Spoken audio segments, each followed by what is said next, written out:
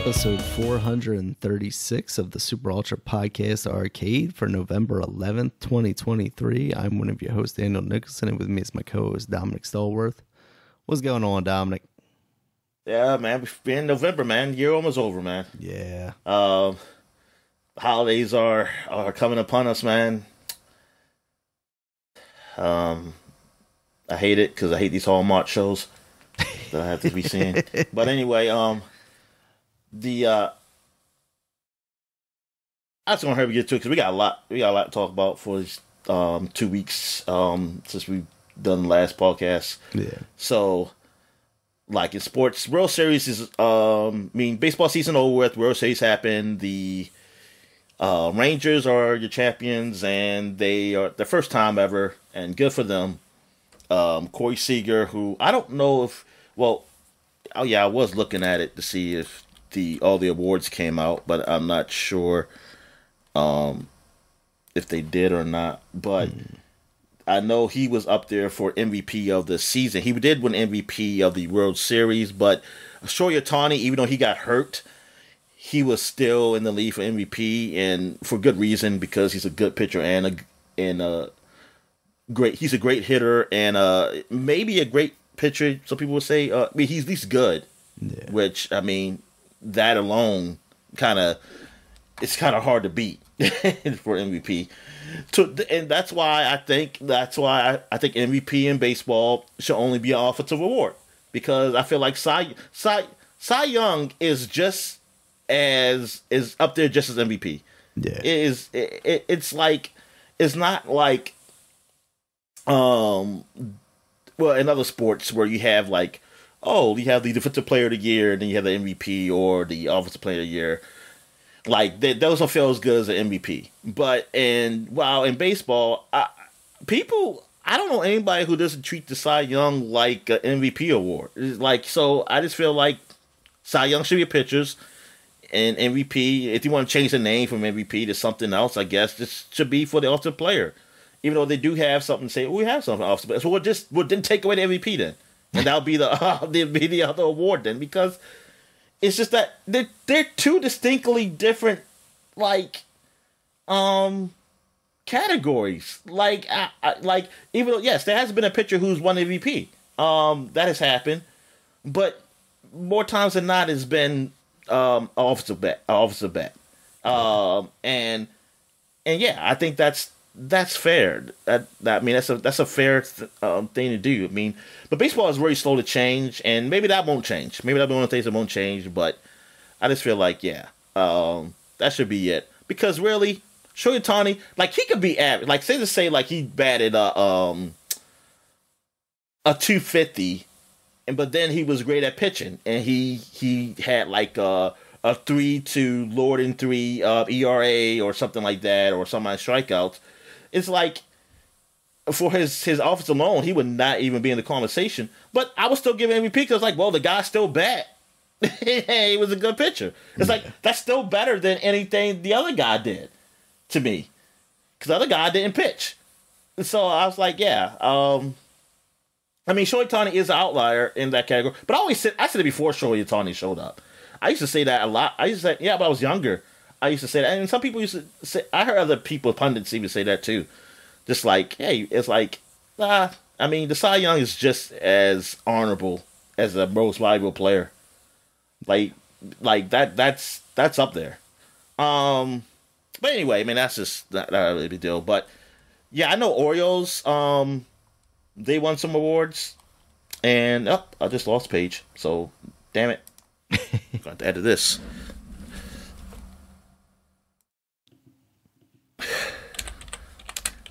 Awards 2023. So they still haven't done everything, because they have the finalists for certain things. Let's see, 23 award winners. All right, so they haven't done everything yet. They're still going on. I think they even have something called what's this, all MLB thing where you can vote for. It says vote now through November 19th. Good God, they will be stretching this shit out, man, after the the season, don't they? Damn, yeah, November 16th is where you find out the MVP of the two leagues, and the 15th is the Cy Young winners. But yeah, Rookie of the Year hasn't been announced yet. We're expecting it for the American League definitely to be the Orioles and Gunnar Henderson. Manager of the Year hasn't done it, but I'm thinking the Orioles manager should win, definitely, for the American League. But here we are. Trying to see, did we win any Gold Gloves winners in the Orioles? No, we don't have no Gold Glove winners this year. Silver Sluggers, we do have Adley Rutschman, our catcher. Nice. And Gunnar Henderson is our utility guy because he played multiple positions. So yeah, Gunnar Henderson is a rookie, by the way. So when Silver Slugger his first year, pretty damn good. Yeah. Adley Rutschman, his second year in the league, winning a Silver Slugger. That's pretty good. Silver Slugger is the best, like, basically bat at that position. And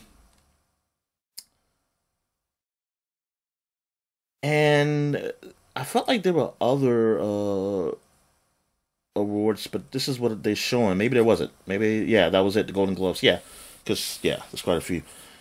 So, yeah, so Orioles, yeah. So that's pretty damn cool, man, that we got that, we got some guys up there. Last year, I know we had a Golden Glove at third base. Uaris had it. But this year, he wasn't really consistently at third base, and I don't think he played as many games this year as last year, too. But he's still a great defender. And overall, we had some great defenders out there, too, this year. It's just that, like, well, I definitely know our center fielder, he's great, Cedric Mullins, but he's been hurt quite a few games. So I know he probably wasn't even eligible, but it's been some fantastic plays he made. But it's a lot of good defenders in the league. So it's a lot of competition.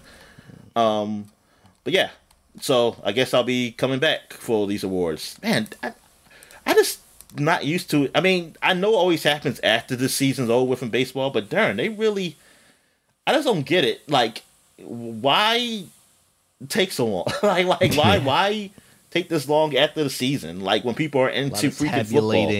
A lot of calculations to do, Dominic. It's a very complicated process.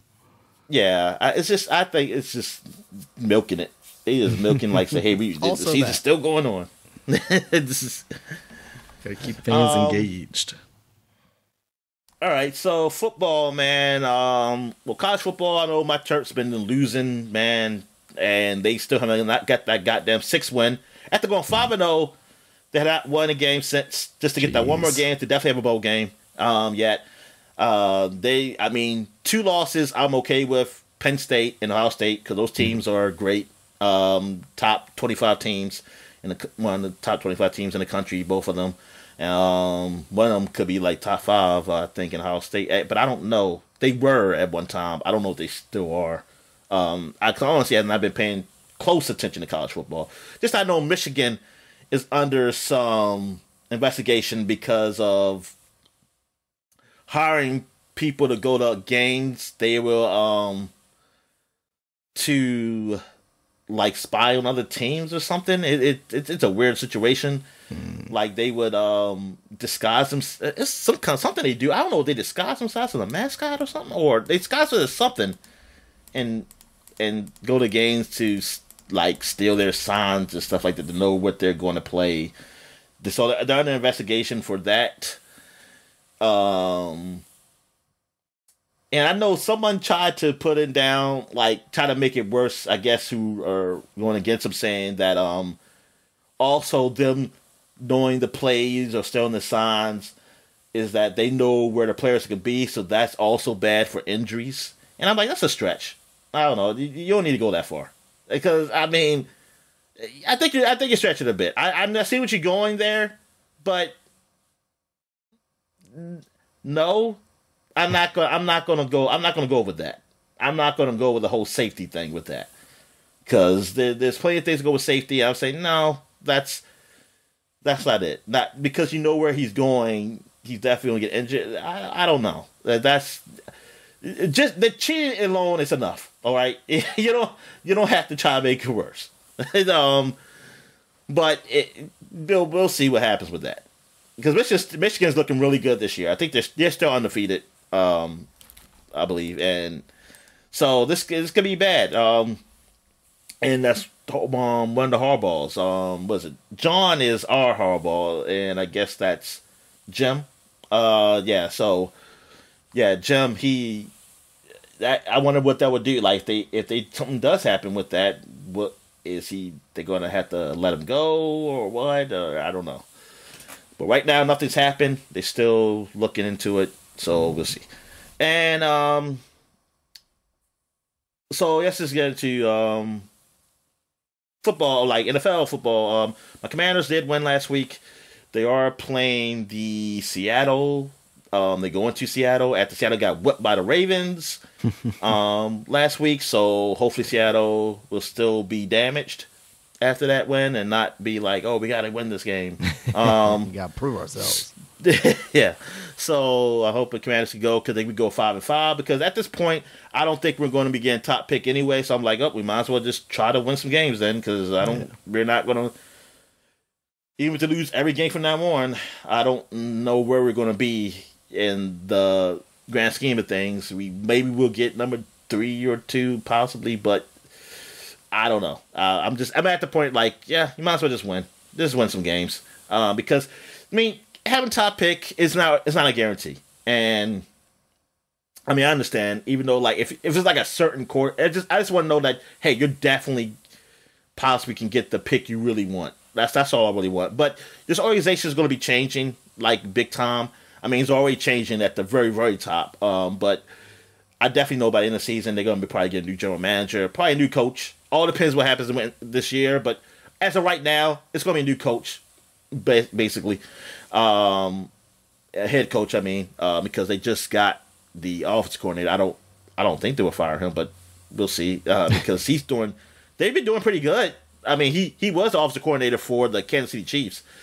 So, I mean, and I can see some of the stuff he's done from them that they have done here, and he's done well, except for that Giants game. They moved the ball. I can say that. I do enjoy watching them, like offensively, like so. I can say that about them. But yeah, so River Commanders to get to 500 at least then it can look like they have a shot at doing something because the NFC is really a two-man team. It's really just San Francisco and Eagles, and San Francisco have lost like the last 3 games after they started undefeated. So we'll see about that because they got a tough one too. They're playing Jaguars. The Ravens are looking good. They got 2 tough games. 2 individual games, which could be tough. They got the Browns, and they have the Cincinnati Bengals on Thursday. So they're gonna have a short week to play them. So yeah, I'm hoping Ravens can come out. I think win these 2 games, man. They're looking good, man. People are gonna be talking about them. I mean, people are still gonna be suspect. I mean, as they should. I mean, like, I think they have the team that's capable to go in the Super Bowl, but just that can they get it done? And can Lamar last the whole season? So, I mean, I'm rooting for him to get there, man, because I'm rooting for Lamar. I mean, I always root for Ravens. I had nothing against the Ravens. Really? So, I mean, because it's not a rivalry. I mean, that whole DC versus Baltimore thing, that's whatever. Like, I don't give a fuck. I mean, because I live in Baltimore all my life, so I don't have any, and I don't have no reason to dislike DC. And the reasons why some people do dislike DC is most of the time it's stupid. It's stupid reasons. So it's like whatever. It's not a rivalry. We're never because in any league we're not. Because in baseball, we're not in the same league, and in football, we're not in the same conference. We only play each other every 4 years. We never see each other in the Super Bowl or anything to say like, oh man, I feel bad about the Super Bowl, blah, blah, blah. It's like, I don't give a damn. And I can say that it's more Baltimore, but I will say this, it's more Baltimore, not like in DC, than the other way around. I can definitely say that. I mean, I can say some DC people talk more, like they may say some bad things or something, but generally, they are indifferent to Baltimore. I see how it is, Dominic. You sign with DC. I get it. No, well, the only thing DC is really mad is baseball because of what Angelos did with the team with the TV contracts. Yeah. I know that there are Fantasy fans, they don't like them because of that, and I kind of understand that. Even though I always found it funny because I was like, why do you even care about that shit? Like that's just something I wouldn't even care about. Like it's like that's a whole money situation thing, and I guess you can make the excuse to be like, well, he's keeping us from making more money to use against players, but I don't think if he is. It seems like y'all still made enough money to get that team and got a World Series out of it. So I don't know. I see. That's the thing. That's why I always find it weird that fans were upset with Baltimore over that. Where that was like, I can see the owners being upset, but why do you care? Like your team was still doing good. Like it just didn't matter. It didn't seem like it mattered to me. It wouldn't matter to me if it was the other way around. Really. Anyway, so what else is there? Oh, basketball. Now, basketball, like I never did talk about it because, well, honestly, I always keep forgetting about it. They do an in-season tournament now, where certain games. It seems like it's Fridays that it happens. Well, so far it's happened every the last 2 Fridays, where those games are tournament games where they will count towards those wins will count towards you.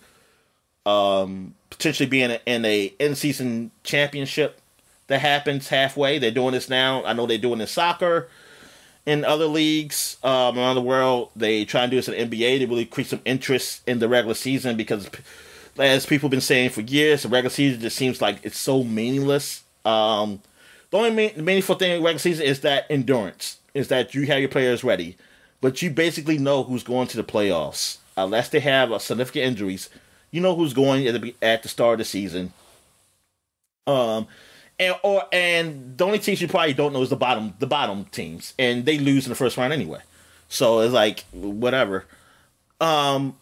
So they want to create this interest in the season, and they have these games, which I watched 2 of them because I watched the Wizards games. I watched almost all the Wizards games so far this season, and they played against Miami the first week.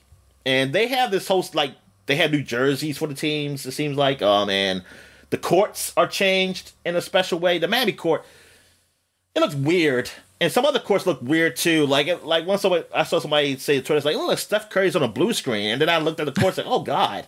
I said, yeah, they the court, like, all blue because they were in the Thunder. And they're kind of making the colors of the team or represent the colors of whatever they were wearing. Like the Wizards played in Miami, it was like all red, and because at first I didn't even realize it was a tournament game. I was like, "Whoa, why Miami doing this? What's special going on?" Then I saw a big cup in the middle. I was like, "Oh, this must be the tournament." And I was thinking like all the games from now on were going to be like tournament games. They still count as regular season games though, like as far as records, but only Pacific games will count towards the tournament. So, see, I was just thinking it was just going to be like a set time. All these games are, even though you're still part of regular season, the tournament. But no, they pick certain days. I was like, oh, okay. So, Wizards had a home game yesterday as of this podcast, where they had a change of court, but they had new jerseys. These jerseys, I like the colors, like a teal, black kind of color, and they look cool. And it was a good game. They played against Charlotte. Well, they lost the Miami game. They lost that one. And, I mean, Miami, come on. That's the team that went to the finals last year, and the Wizards suck. So, it's like, what that's what I expect. Even though you would hope you can just steal one. But it looks like a lot of teams are playing kind of hard for this game because you did get $1 million bonus, I believe. So, I'm like, oh, so that's incentive. Especially for the guys who are not superstars. That's definitely incentive. And so the Wizards got their home game playing at Charlotte, and they had just played Charlotte in Charlotte the previous game. So they're playing them again, and they beat them. They beat them pretty handily. So I'm like, okay, let's see if we can do this again. So it's usually hard to beat two teams that being a team, twice in a row. And unfortunately, they didn't. They started out hot. They had a nice lead, and then they just second half. Charlotte came back. It was a good game, but Wizards couldn't win. Unfortunately, but at least it was an enjoyable game compared to the other Wizards games. The Wizards, they just have a bad team. It's not really bad players. It's just the team. This team is not made up of a good team of players as a whole. To gel right now. It's less than its parts. Yeah, and it sucks. Kuzma's the best player on the team, which I kind of figured would happen. Poole, who they picked up from Golden State, and he was a big help to Golden State when they won the championship. He's a young dude.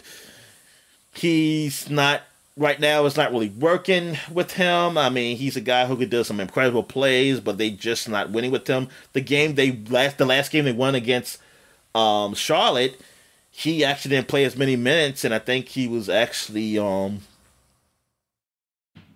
him being benched a lot of time. More of the time than any other game. Actually seemed like it helped because the bench players stepped up and they helped win the game. The bench actually outscored the starters in the first Charlotte game. And this game, it looked like they were doing well, man.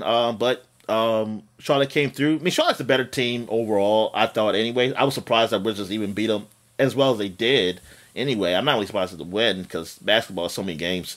But yeah, it sucks that, the game you really need to win because you didn't win. At least you played a good game. At least it was an enjoyable game to watch. But yeah, this team, the expectations for this year wasn't high anyway. But I wanted to see good basketball. I was hoping that at least.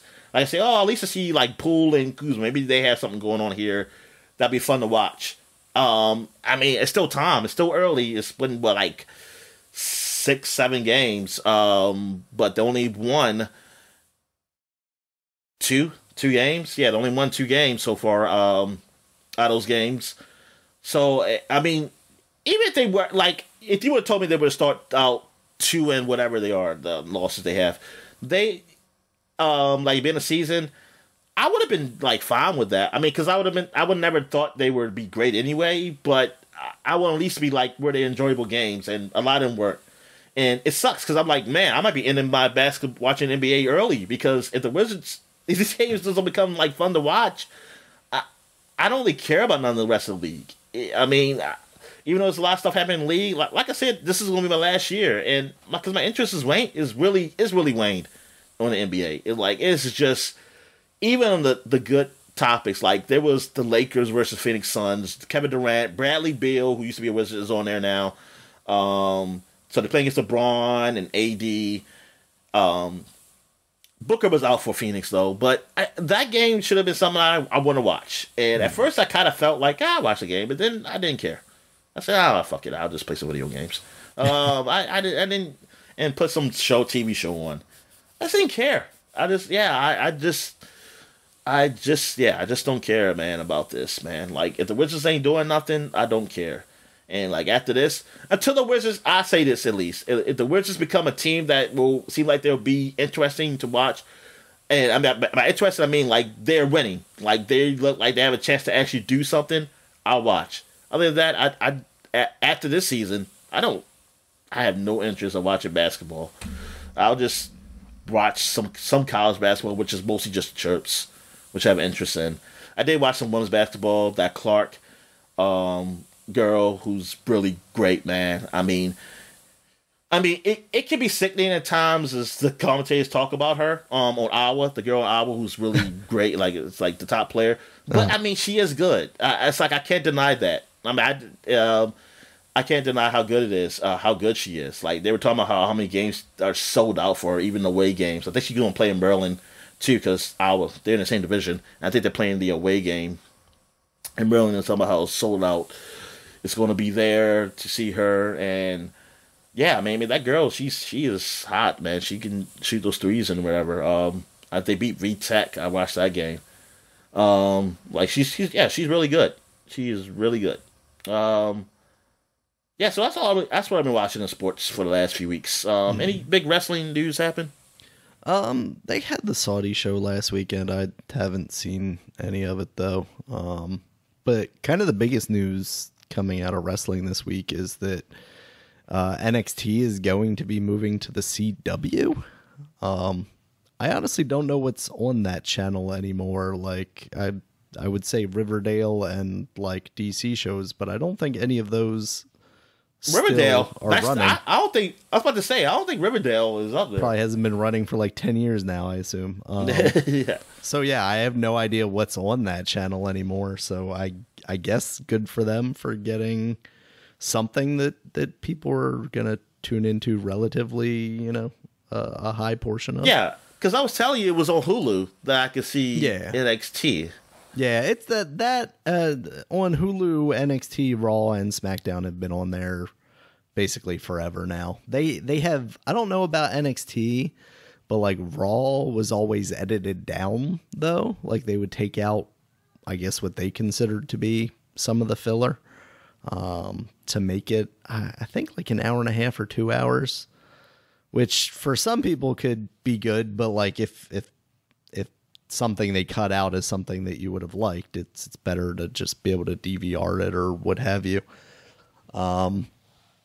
Yeah, I'm interested to see what happens with that though, because didn't like Disney take over like full ownership of Hulu now? So I don't know with SmackDown eventually going to USA and this going to NXT going to CW, we still don't know where the Raw contract is going to end up. There's been some weird speculation that it could be like FX or what other channel did I hear? It was something that I was like, that almost feels like we're going back to like when it was on TNT or TNN or whatever. Like, I don't know. USA just feels kind of like the place for that, but maybe that's just, tradition. I guess really in the grand scheme of things, USA isn't any bigger than any other like cable channel, right? It's not like we're talking about like Fox is definitely a bigger thing than that. And even to an extent, like CW is a step up from USA. I might not know what's on there, but it's a channel that you can get over satellite. You don't have to have cable for, so it's potentially in more homes. So therefore the viewership could be larger, for whatever TV is nowadays. Cause you look at ratings now for everything on television compared to what it was 20 years ago. And it's, it's abysmal basically. So that's kind of the biggest news coming out of wrestling right now. Except for football, apparently. Yeah, I mean, you gotta watch football, Dominic. You gotta watch football. Yeah, that seems like the one that even when it went down, it went back up, and they even have things where it says like, "Oh, this is the most it's ever watched." Well, mostly it's the cable ones though. It's never the national. Oh, that it says like it's the most it's ever watched on ESPN or something. Okay. And I guess. Yeah, and but I mean that's still. I mean, I guess. I mean, if you're saying impressive. That everybody's cutting the cord, yeah, then that's still good. Yeah, because impressive. Yeah. I think National. I'm always going to say like you're never going to probably beat National back in the day because if you keep going back, it was less channels and so it was less things for people to watch. So it was more now. Even though technically you're in more houses than ever because you're around the world now, right? But it's also more content than ever too. That's kind of balances that out also. But yeah, national stuff is like, yeah, you're probably never going to get. I mean, you probably get as high, but it's like a technicality. It's like you also got more homes that can have it possibly get it too. So if you want to do like you probably have to do more of a ratio of like how much content is out there compared to right. Like how much people have TVs compared to then and blah blah. But nobody's going to do that. People are just going to go by the number and say like this is a big number. But yeah, I mean because unless you change the rating system to people where they like to a time frame or and where you watch it because not everybody watches things live. Hell, I don't shit. Only thing I do watch live is sports. For me, I don't think I ever watched a TV show. I haven't watched a TV show live in I don't know how many years now. So I don't even know. Yeah, I don't even know what that is. So yeah, you have to. They would have to change it something like that if you really want to see like how people watch it. But they got their own stuff, and then at the end of the day, why the fuck do I care? I just need to know if the show gonna last or not. That's all I need to know. If the stuff is like, or if the program is going to be there, you know, for years to come. But anyway, I guess well, we get into what we were watching.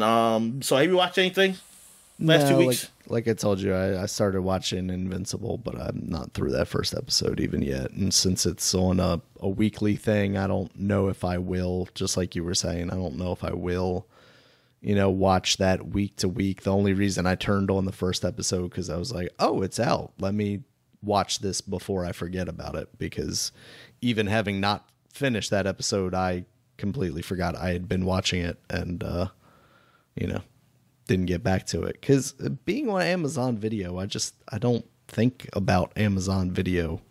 So I tend to forget about the stuff that's on there. Hell, I just got back to Netflix. I was watching... I've been trying to like, because, you know, right now, because I've got that discount, I've got Hulu. So I'm like, I'm trying to be more active about like going to a different place to see if there's something that I want to check out on there. And it hasn't really done much because I just get into like choice paralysis thing again, where it's like, oh, even if I look at Amazon Video right now, there's like that Dungeons and Dragons movie that's seems silly, but all right. Like I wouldn't mind watching that. And then I just get into the thing like, oh, well, I guess now it's too late for me to start watching something. I got to go to work or go to bed or whatever it is, you know? Yeah. Well, just don't sleep and work. All right. I wish I could do neither. All right. So yeah, I mean, I was like looking on Netflix and I had watched, I finished watching a season of something. Well, I told you I watched that movie the other 2 weeks ago. What is it called, Old Dads, and then I watched No Hard Feelings, the movie. Oh, okay, that's the one with Jennifer Lawrence. Yeah, Jennifer Lawrence. Yes, okay. And that was funny. That was pretty damn funny. Cause I heard some good things about it, and I was like, oh, I'll just have it on. I'll watch it, and yeah, I really got into it, and yeah, it was a pretty good movie. And it's a raunchy comedy, and yeah, and it's done well.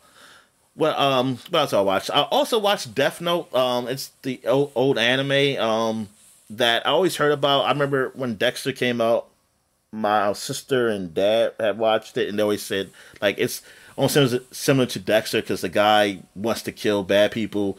He has this notebook that's by a devil, well, a Shimigami, which is like a Japanese devil, and where you write the name of a person there, they'll die, and if they'll die of a heart attack if you don't write how they die within 6 minutes, but if you can write how they die also and when they die, like as he learns more of the book as time goes on, and it's all right, it's pretty good, even though. After it gets to a point where, I mean, spoiler, I mean, it's been out for a while, but spoiler, just in case anyone wants to see it. It gets to a point where the person who's going after him, after he does kill him, I kind of lost interest because I felt like that was the whole almost like, that was his nemesis. And it still had some episodes after that. It wasn't a lot, but I kind of fast forward through because I was like, okay, I just want to see how it ends now. Because I'm like, that was the build up for me. It was like between them two, and I'm like, I kind of want to end now. Is there more to it? Like, is there something active that he has to do, or is it like the nemesis people guy? are catching on. People are catching on to who's doing it, so he has to keep ahead of them. I mean, like, can you just erase your name and then you don't die? Is that a part of a plot that happens? No. I guess I just don't understand. Like, if you have a nemesis, like, unless you don't. Oh no, he doesn't know his name. He didn't know his name. He didn't know his name. Gotcha. So that's what. But then it gets to a point where he does know his name. Like the guy suspects him. He goes to him to tell his name, but he can't kill her because people are going to know that he's the killer. Okay. And then like because if they learn that he's the guy doing it, they're going to arrest him. And he ain't going to have a top. He can start writing names down, kill people, but he owns the whole police force. So they'll just go arrest him. He's going to arrest him eventually. Can't just write down Japan and everybody dies besides himself. No. You got to write down names specific. You got to write down their name, and it had to be in your mind. Gotcha. Because it won't get confused of people with the same name. You see, because it knows what you're thinking. Gotcha. Okay, and, so that's pretty interesting then. So yeah, so that's the thing. It gets to a point where he can kill the guy if he wants to, but he know that he has to do it. He's trying to find a way to do it where he won't be suspicion, because they get to a point when they learn that this is some type of freaking psychic kind of thing. Like this is not normal. This ain't a normal way of killing. Like they get to that point. I mean, it's an anime, so it's not too realistic. Sure, but it's all right. It's okay. It's just that you don't. At first, I was okay rooting for the guy. A very short time. It's only a very short time. Like Dexter. The reason we root for him is because he's killing other murderers, other serial killers, and this guy, he was. Well, I want to say serial killers, but he's just bad, like people who are awful people or criminals. He was killing them, but then when somebody was about to catch him, he'll kill them. And I'm like, whoa, wait a minute, why you? I was like, oh, so I'm not rooting for you no more then. Because now you kill somebody who's innocent. Like what Dexter would do, and now it got to the point where Dexter did kill somebody who was not totally a bad guy. And well, the first kill, it wasn't really his fault. He wasn't trying to kill him. Somebody came and killed him for him, and what he didn't. Is that he the didn't want that detective guy? Yeah. Because he wanted to remember what happened to him. because somebody saw him locked up. I think it was a girlfriend he was with or something. And I think she had killed him or something. I think that's what it was. I vaguely remember. I want to say it was his girlfriend at the time, who was a killer too. And because he was going to accept his fate. He said if somebody comes to find him, he accepts his fate. Right. Like, because that's just what it is. He wasn't going to kill him. And so, like, with this guy, though, he said, like, I gotta kill people who's trying to stop me from killing bad people. I was like, so then which I'm okay with, but it's just like, you're not the good guy, really. Yeah. I'm not rooting for you to get away. I'm kind of rooting for the guy to catch you. Because you go into extremes. And it does make sense. They do make sense with that. They said, because even the guy who's trying to catch him said this guy, he believes this guy's a child because his morality sense is just too childish or something like that. And also him actually, and then I think he tested to see will he even kill a person who's trying to catch him. Like, cause, and you see that he did, he's like, oh yeah, because like your morality sense, you're a contradiction. It's basically you contradict yourself because you killed somebody. He was just trying to catch a killer. Right. I'm gonna write my own name in this book. Yeah. But it was all right. Overall series, I see why people liked it. It was pretty good. It's not long. It's not like it's a very long series or anything. It's just that because it gets to a point where he does end up killing the guy who was trying to catch him. It's just that it's like it got to that point. Like I was just hoping it was like a couple more episodes left, and I saw like it's quite a few, so I kind of just fast forward to the end, and it was good. I mean, it was all right. I did. I know I'm like what? I don't think I'm even halfway through Barbie. I just been kind of going through that. Even though I like what I saw of Barbie the movie. I mean, it's pretty funny. I do like Ken. I see why people like Ken. I just haven't gotten through it yet. What else have I watched? Ahsoka. I did watch like 3 episodes of that. That's been pretty good. I really like it. I really like it. I think that it is, so far I like it. So I hope it ends up being pretty good. And yeah, that's it. That's it for what I've been watching. So now we get to some video games. So since you just watched Spider-Man, I guess I'll fucking keep talking. I played some Jacent, which is French for something. I totally forgot. That was like 2 weeks ago when I played it, so I don't remember. Yeah.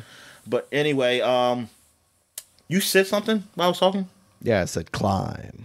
I don't know if that's actually what it's for, but that's all that is, right? I know. Yeah, it's not climb. I know that.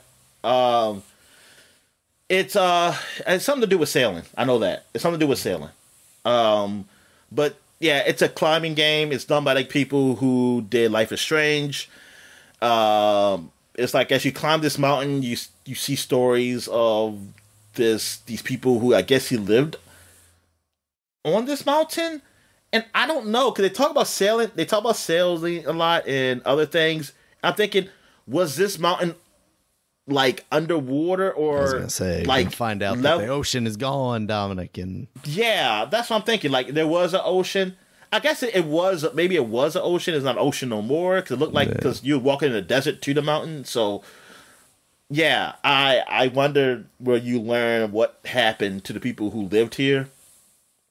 But yeah, it's a climbing game. Like though you use the controllers in a way to climb. Like you use the triggers to use your left hand, right hand, and to stick those pins, to hold the rope to yourself and stuff like that. It seems pretty cool.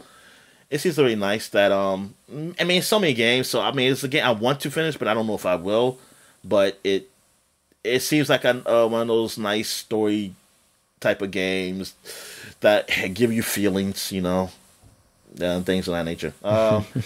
Also, I've been playing some more Marvel Snap. They are in a new season now because of the Marvel movie that's about to come out with the Marvels, and so they have Miss Marvel as a new card, which for some reason I thought she was already a card, and I was like, oh, she is a new card, and her ability is almost similar to what Mr. Fantastic is, except for I think she gives power to the next position over if you play a card there or something. I forget. It's something. I don't know. I get so angry because I know I'm not going to get the card for a very long time, so I don't even pay attention. Even though you should pay attention because you play against it. But I'm at the point now in this game where I don't care what the other person does. I know what I'm going to do. I'm going to put these cards here, and if he beats me or she beats me, oh fucking well. I just don't. I'm just trying to get the cards I want, and so far I've been doing. Man, lately I've been lucky. I've been getting some cards that have been helping me out, and so I've been having a little fun with the game, but I'm kind of taking a break now. I'm only going in to get like the free gold you get every time you log in or something, because I'm just kind of taking a break. Like I'm just not I just say because I think the cards that you could possibly get, and especially in this week's tally, whatever, when you level up, you can get these potentially 3 cards or a mystery card. The cards I already have, and it's a card I don't want, and I don't know if I'm going to get the mystery one or not.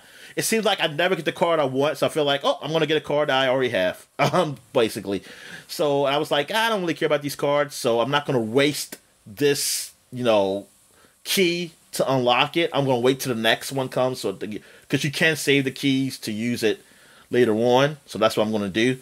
But yeah, I haven't been playing as much as in the last week. Week ago, I was playing a lot.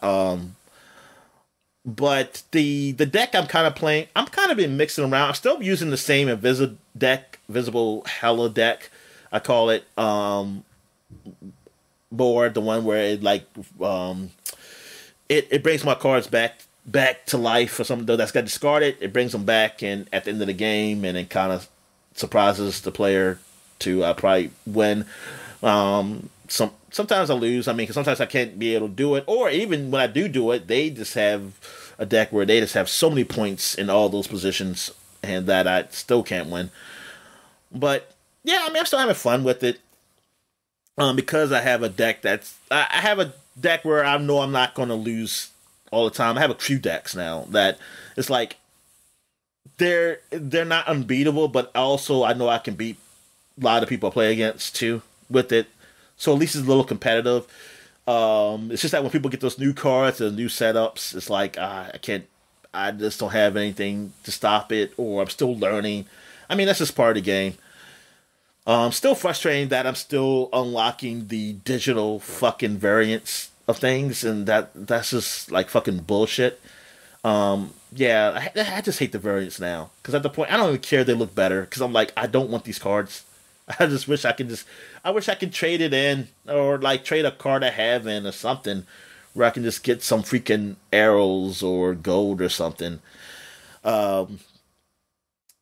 But anyway, also I played very little of, it's not even really worth mentioning, but I played a little bit of Dead Island 2. I just want to play my friend, but he doesn't have a new console, because I think it's just on the current gen consoles, and he still has old ones, so I can't really play with him or anything. Which that sucks, because this game definitely could be played on old consoles, but I get it, whatever. We gotta move on to these other consoles, even though they're not using their full power or anything. Yeah. I play Humanity, because I forgot this came out this year, and I saw people talking about how good a game it was. So I play a little bit on the PS5, Humanity, and the puzzle game. And are you still there? Yeah. Okay, just making sure. Yeah, so yeah, I played some levels, and then I ended up getting it on PC, because just because of the consistency of doing it through the streaming to your PS5, it cuts out sometimes. So I did get on PC. I didn't play it on PC yet though. I just downloaded it.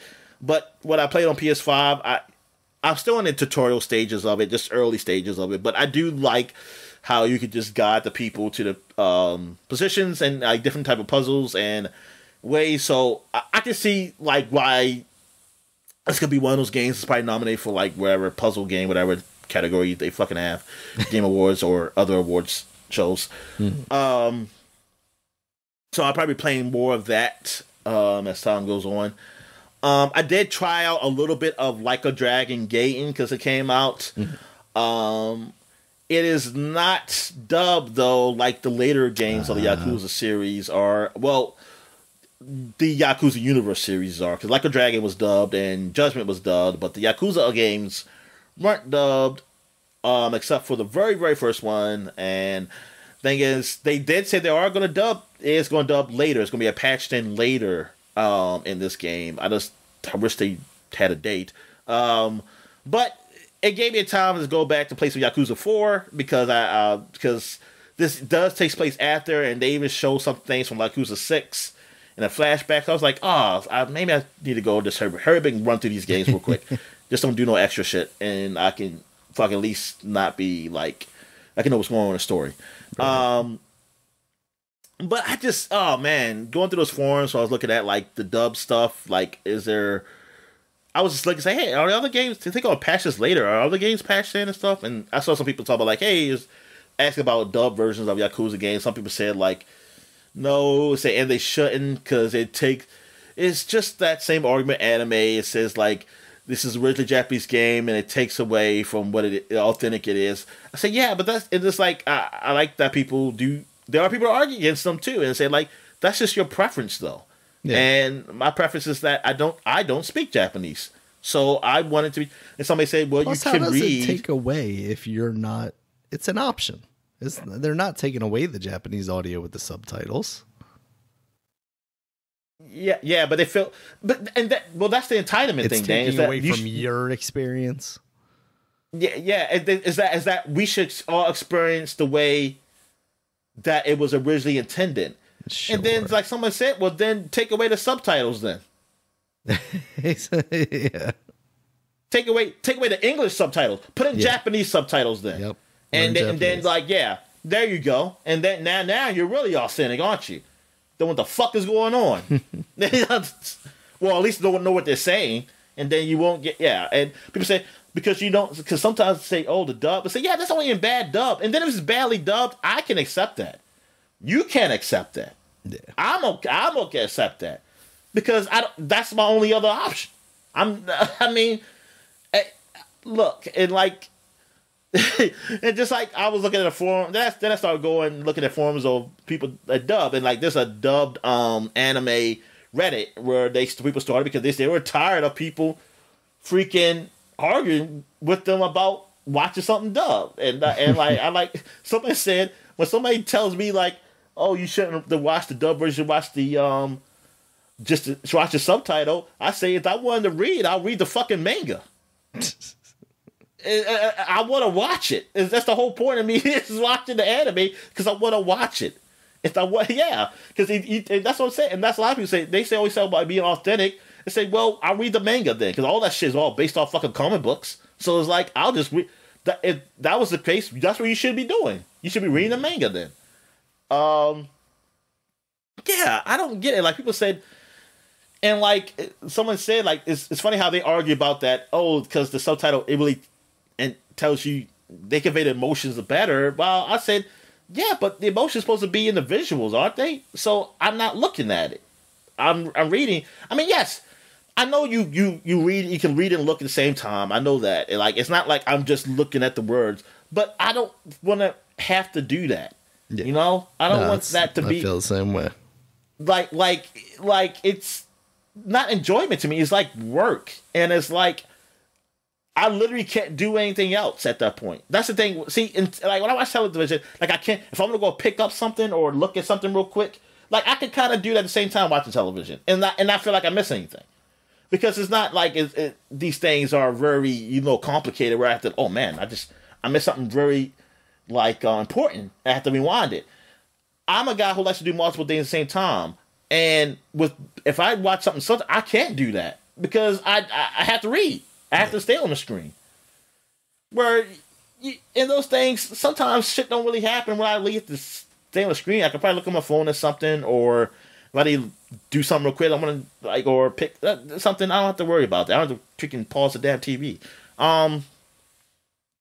Yeah. So. Yeah, it's just those people. I always find them weird that they care so much. It's like you can still watch it subtitled. I just want to watch it dubbed. Just like the Attack on Titan just came out. I had it on. I actually watched. Oh yeah, I did watch that. The Attack on Titan final season. Because that's final episode now, of right? season part 3, 4, 5, 6, whatever. And they it was. I mean, it seemed all right. But I had it on in the background while I was doing something because I knew I'm going to watch it again because I'm going to watch it dubbed. And so I didn't see everything, but I got the gist of what happened. But yeah, I'll be watching it again when it's dubbed. And I prefer it dubbed because that's just... How long does that typically take before it comes out dubbed? There is no time. Oh, okay. There's no set time. Typically, it's... You can't go by that with this show. There's no set with this one. I forgot how long it took for the other one. Well, the other one took months. From what I heard is that this one is going to come out the same. The dub is coming out first on Toonami, and then they say it on stream, which is basically it's streaming when it comes on Toonami for me because it's going to be on the internet where I can just download it. So there you go. What else? Okay, did I play? I did talk about Yakuza 4. Yeah, I played some of that. Not really much to talk about there. Except for that it seems like in this game you're not just playing as Kiryu, you're playing as other characters, and you start out with this other character you play as, and I don't know his name. Because I maybe I should know his name because I was thinking that it was gonna be a very short time. I played as him, and, like it was gonna move to Kiryu, and then I realized like, I'm still playing and doing side quests. I say, I can do side quests with this dude. So holy shit, man! It's like, who is this guy? But yeah, it seemed, and then I looked online. It looked like you're playing with a few different characters. It's not just a Kiryu game. And I played some Gears. I was playing some Gears because I want to play some Gears of War, the Ultimate Edition, the first game on Windows, and yeah, I was playing that. just a bit. And yeah, so that's it. And so what did you play before? Oh, I guess you talk about Mario before we talk about Spider-Man 2. Yeah, I've been playing a little bit of Mario, getting back into that now that I'm done with Spider-Man. I'm still having a lot of fun with that. Still just trying to find time to play it, because it's almost feeling like a game I shouldn't play in front of my daughter, because she'll say she wants to play it, but then like it makes it really hard to play because it just doesn't handle that stuff well, because like if she finishes the level first, she becomes in control of the camera. Or in some of the challenge levels, like the one I was doing this morning, it's like if you're higher up in the level, then you become the camera center, like even just immediately, and it just fucks everything up. So trying to find time to play that game almost feels like I'm playing something she shouldn't be watching, like Alan Wake 2 or whatever, something scary. But everything that I have been able to play is quite enjoyable. The animations, we've talked about in the past, like having those additional little bits of animation makes it feel like the characters are more characters, like having the different players. Each character has their own little, additional things. The badge stuff, I'm not sure how I feel about that, to be honest. Like, it does add a different element to the game, but because there are so many, it feels like they still have to balance everything so that it works for everything. So it's not like they're fundamental to the actual gameplay itself. And because of that, I find myself not really using them that often. I just, from the beginning of the game on, I basically just left on the cap that you can use as kind of like a parachute. And even with that on, I don't find myself pressing the right trigger to actually activate it at all. They do have the challenges where you enable the specific badges, and of course those do become fundamental. But that's kind of the extent of it. So, hey, still going on playing that game, still enjoying it quite a bit, but it's not what I was hoping for as far as like a family game goes. Yeah. And as far as like that goes, I did actually pick up Kirby and the Forgotten Land because I had the second credit from getting Mario, because I just did that again, to get the game slightly cheaper. Oh, I'll play that game. Yeah, I just got that. And playing with that with her has been perfectly fine. There are times where you do like the mouthful mode, and you like suck up the car. And in the demo, she was actually there with me during that time. But in the full game, that's like the first level, and you don't get the partner Waddle Dee until the end of the level. So it's like the whole time I'm trying to get through that, she's like, "Where am I?" And then I'm like, "There you are," and she pops up. But like when you're doing that stuff, like there isn't much for her to do. Like in the demo, at least, when she's on the car, she can throw a spear or whatever. But yeah, that game is much more adept at playing with children.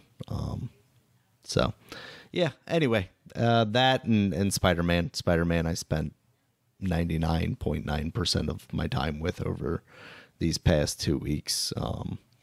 Yeah, and it's fantastic. I'll let you. No. I talked for a long time, Daniel. Okay. All right, yeah. So Spider-Man, I beat it. I think we'll talk not really spoilery for a bit first. Fantastic. I don't know. I think it has the same problem that like God of War has with Ragnarok, which I didn't actually beat yet, where it's just kind of more of the same. Like it is still doing that. So the first game is kind of this like new cool thing, even though we had seen Spider-Man games in a similar vein, but just not done well to this level. And to an extent, God of War was the same. We had seen good God of War games in the past. Obviously, they changed things up. But for this game, you know, having done that already, having gone through that story with Doc Ock in that first one, and then even Miles Morales with the Tinkerer stuff, both of those stories were fantastic. I don't know that this story quite hangs on the same level as those two. I think it's still quite good. It's still high up there when you compare it to other video game stories, but I don't think it quite hangs on the level of those two games. It's still quite enjoyable, though. I think they do a fantastic job with all of the characters. There are, you know, I'm sure you'll talk about it a little bit more now that I've played that part, but like with Miles and the Prowler stuff, there are moments where it's like, this feels kind of out of character for the character that you've designed and made him. Like, why would he make that decision? Or why would he react this way? But for the most part, I think at least in the main storyline, everybody is pretty consistent and true to the characters that they've developed. The symbiote stuff feels like it comes on a little too quick, despite the fact that a lot of the game is set up to that. Like, you don't get into the black suit until what feels like a relatively later part of the game.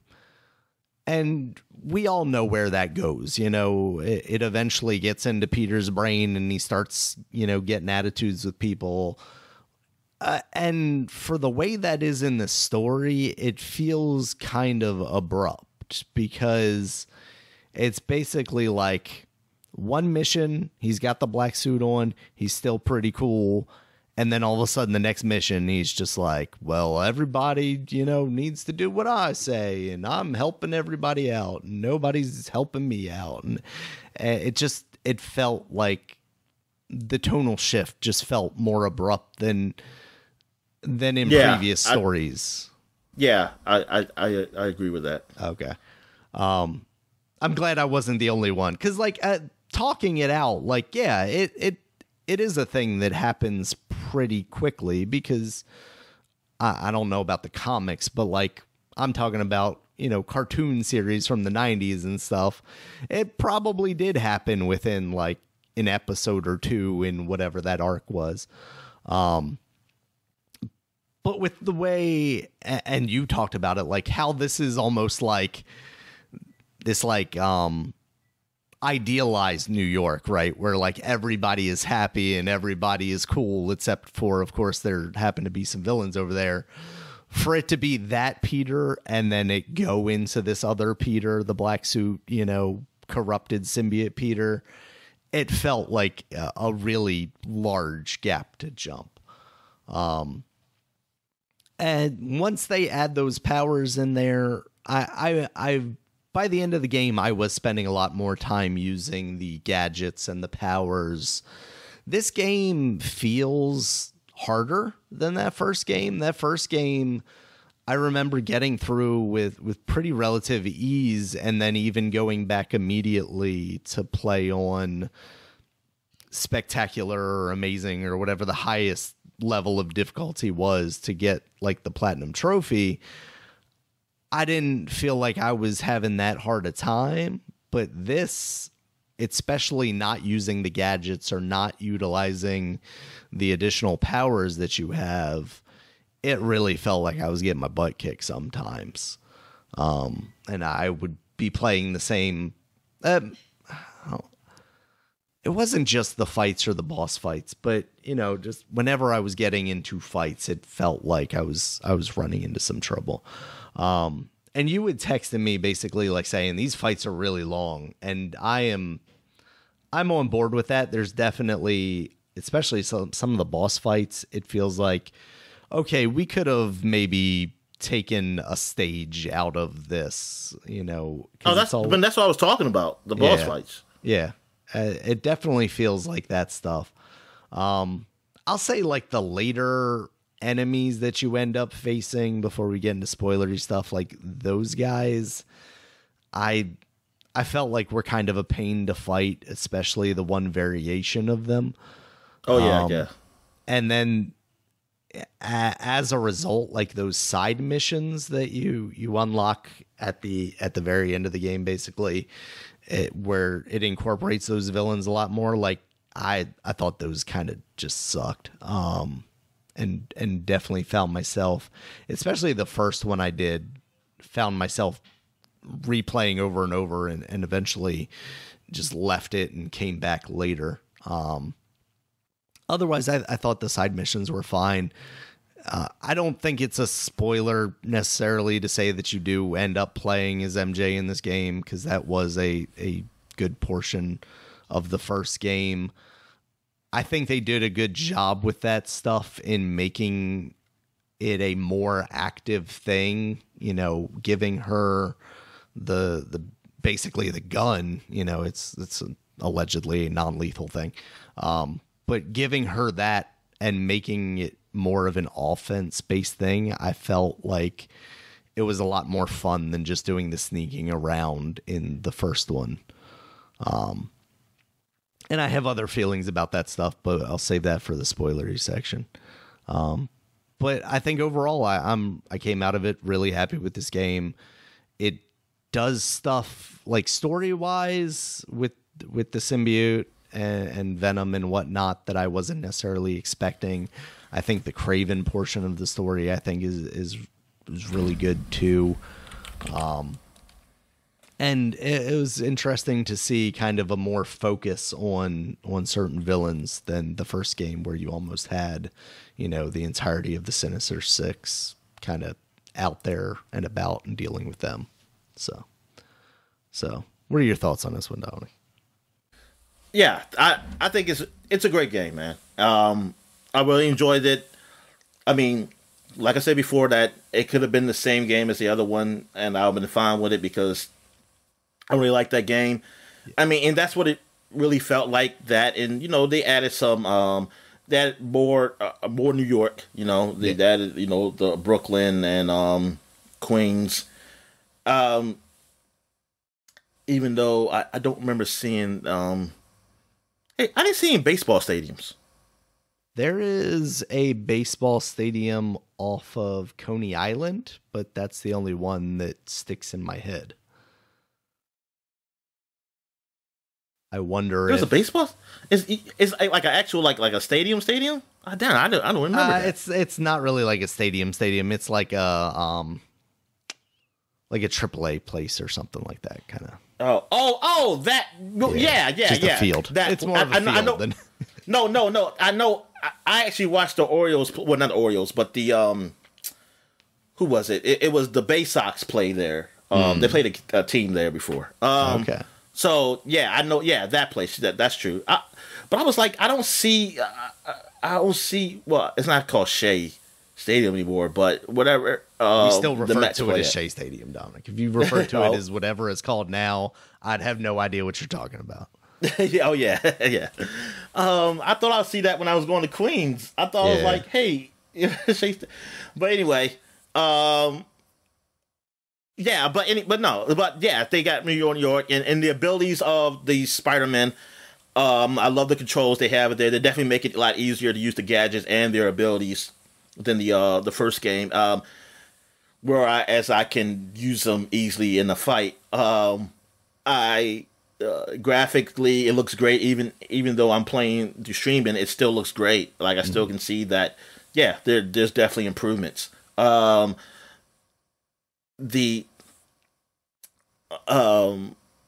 side missions are, I think, overall are they. I can say they're better. And plus they didn't, and they're not each like overall like the side missions. It's they're shorter as in like the story wise of each side mission, and that's good to keep it like going. Overall,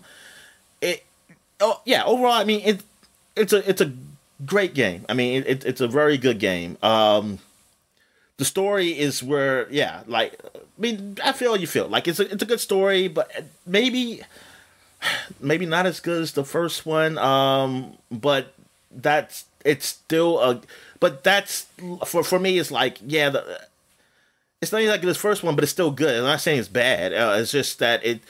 But there are like little decisions there, here and there, in like the game, like with the side quest stories or even the story. I know there's been people who said like they feel like this is the best version of Spider-Man, or this is like a very good version of Spider-Man. And I'm wondering, this is like the version of Spider-Man that's more closer to the recent Spider-Man comics, because I don't know them. Because for me, I don't like this version of Spider-Man as much as the old one, even the '90s one that I know of. And now that I'm reading the classic Spider-Man, I like the one with the little attitude. Like I don't like. I mean, you can still help the homeless, but you don't have to be a freaking like. A freaking Mother Teresa, male Mother Teresa version. God darn! I mean, it is borderline freaking vomit-inducing just how fucking nice these people are. Like, it is very like, what the fuck? I was like, good God! It's like what they do, and I think they like I said, that BIPOC thing, I'm sorry, that leaves a bad taste in my mouth, man. I can't get over that. I can't. I wish I could. But it's like, that's what I know. You try too hard. Because you went to a term that is not being used by anybody, really. Nobody's using that term. Like, I don't hear it nowhere. I don't read it nowhere anymore. Like, you bringing it up reminded me of it. I wasn't there. It's like, what the fuck? I said, what are you doing? Like, just say black. I'm sorry. It's okay to say black. I don't know who said they're offended by black. I don't know who they are. If there is somebody, I'm sorry. I'm sorry if you are. But it is fine. I mean, that we say black, we say white. I mean, we use that. I mean, it's like, you can just say black person. Or just use the African American. Even though I have a problem with that too. But, I mean, I have my reasons for that. Because that the old dysphoria thing. I mean, because now you got a lot of people who actually come from Africa now. That kind of messes things up. But but we get it. We know what you're talking about.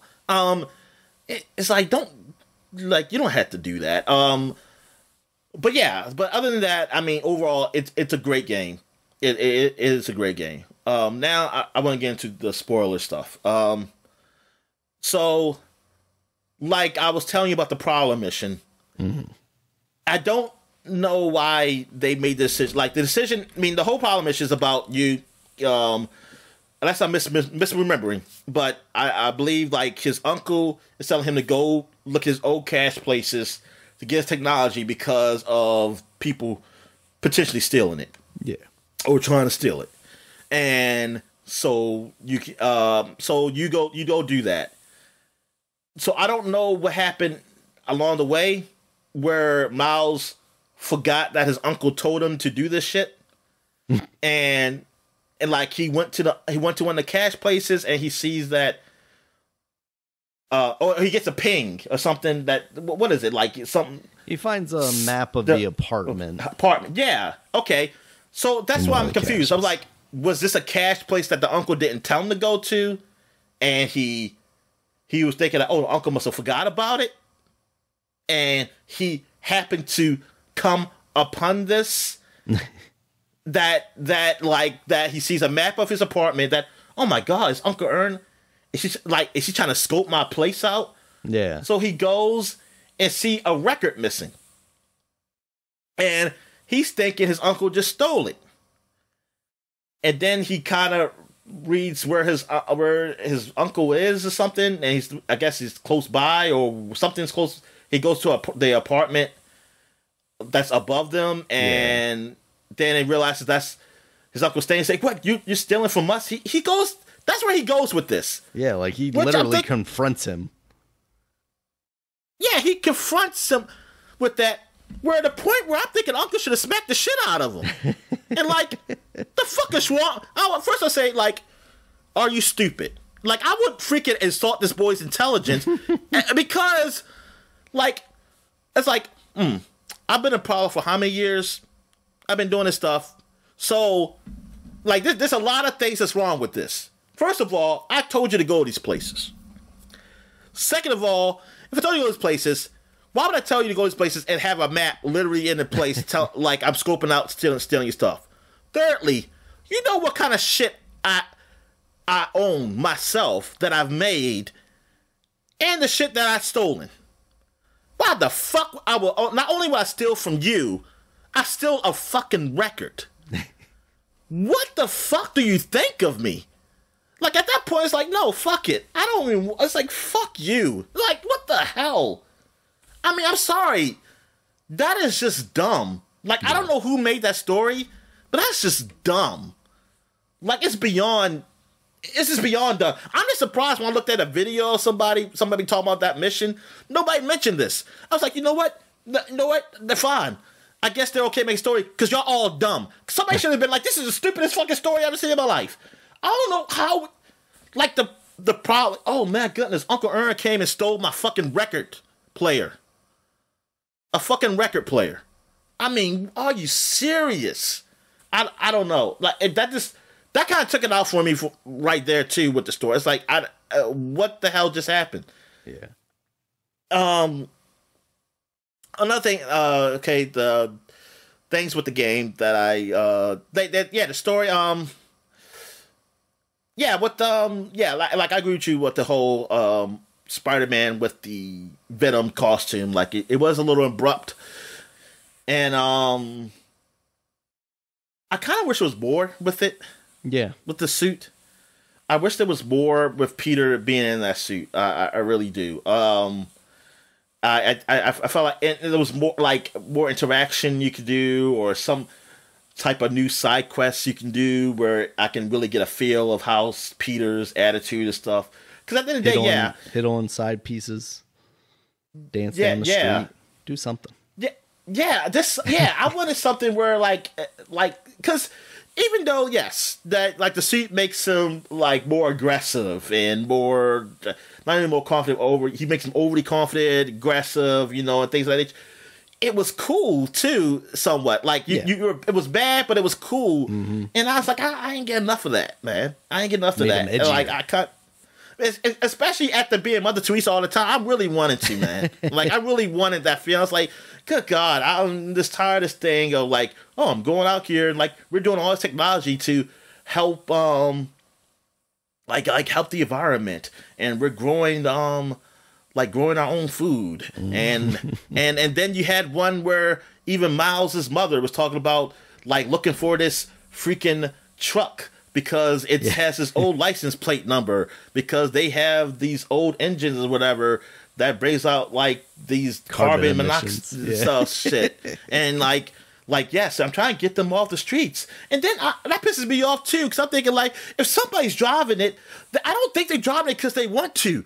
They probably can't afford it. So are you helping them get a new car at the same time as you want them to get rid of the car, too? Are you doing that? I was like get the fuck out of here with that That's shit. why they drive bad cars. yeah.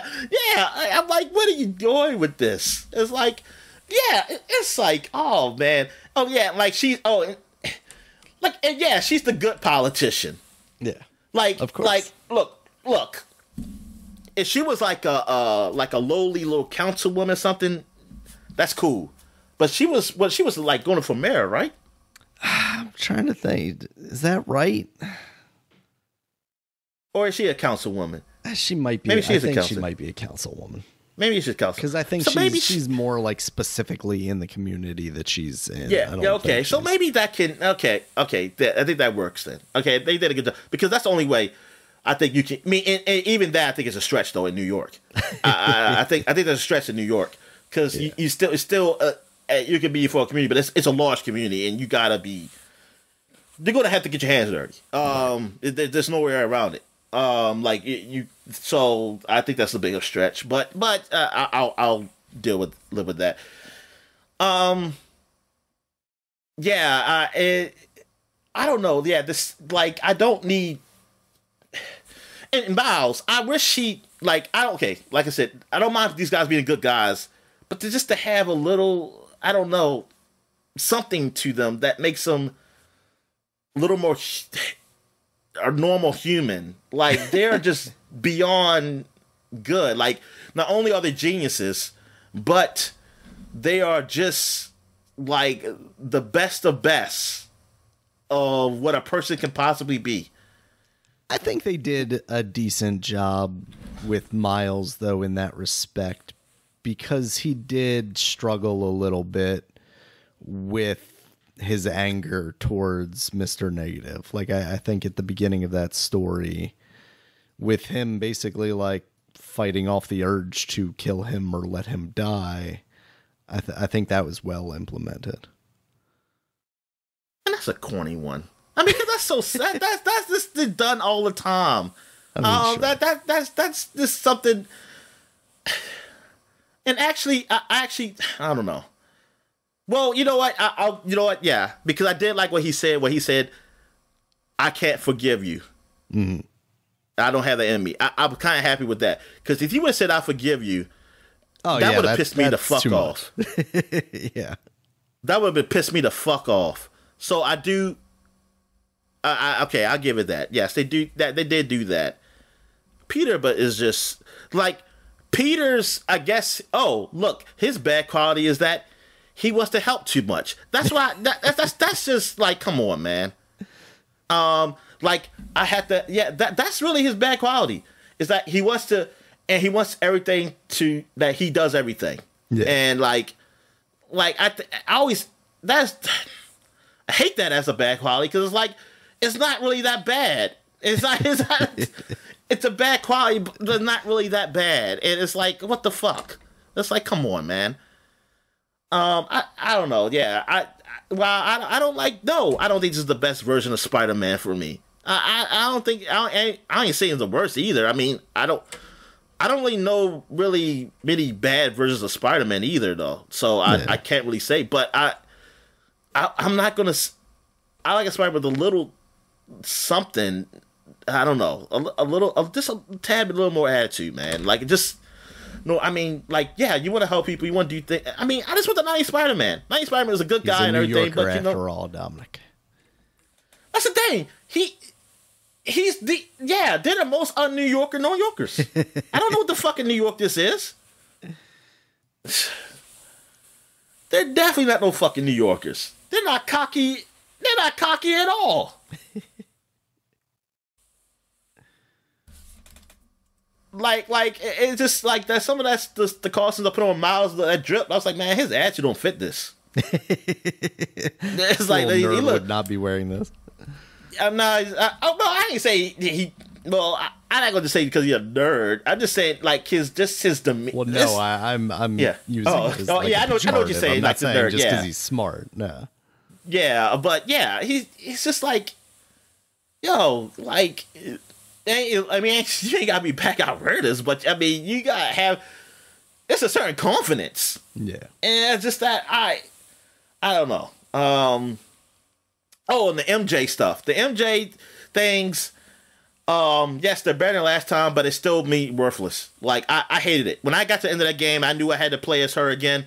That pissed me off. I laughed at that. You fucking shit. I was like, I'm at the end of this game, and they're going to make me play as her again, huh? And they sure enough did. I was like, this is ridiculous. And then I'm playing like this Hulk symbiote or whatever. Like, no. And I was like, you gotta be kidding me, man. So I hope you make this easy, because I don't want to be freaking just keep, like, getting caught. And luckily I got through it. Yeah. Really, the only reason I think I got caught a few times is because of my frustration, and I was trying to. It was at the end of the game, and I'm trying to get done. And I was like, you really go. Listen, we're near the end of the game, and you just slowed it down for me. It's like, why did you do this? Like, I'm trying to get to the. Because I know it's going to be long cut scenes, man, that I got some sappy ass cut scenes I have to get through, and y'all going to fucking do this shit to me. Yeah.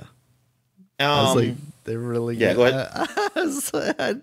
I knew it was gonna happen, like, but I was trying to deny it. I was like, they're not gonna make me do this. Not at the end, not during the climax of this game. And sure enough, they did. I was like, this is ridiculous.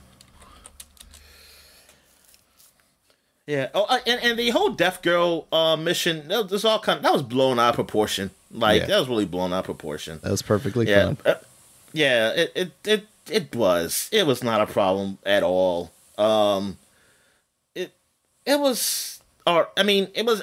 Listen. I'm not gonna say it was nice or nothing. I mean, if you liked it, you liked it. I mean, I'm not gonna criticize anyone for liking it.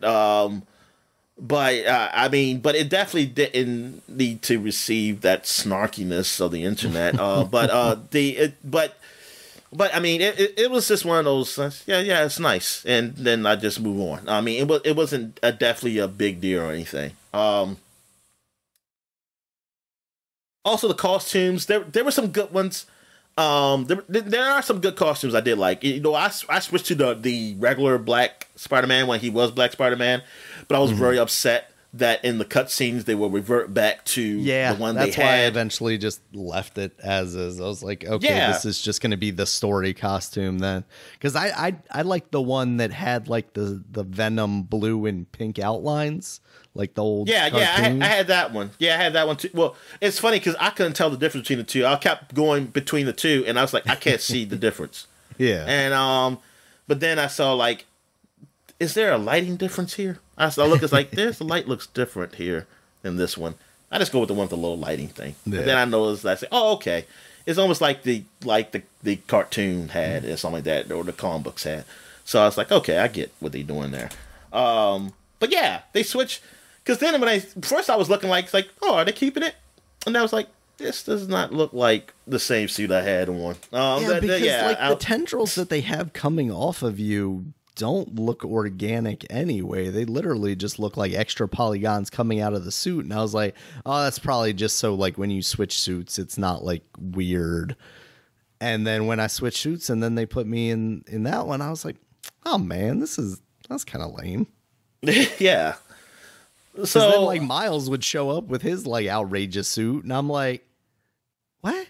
So you can do that in this cutscene, but you couldn't do it for Peter's suit, like that. Yeah, exactly. That's what I didn't get that, and then I kind of didn't like that you could still wear the regular suits, the other suits. Honestly, I was like, why did you do that? It was weird.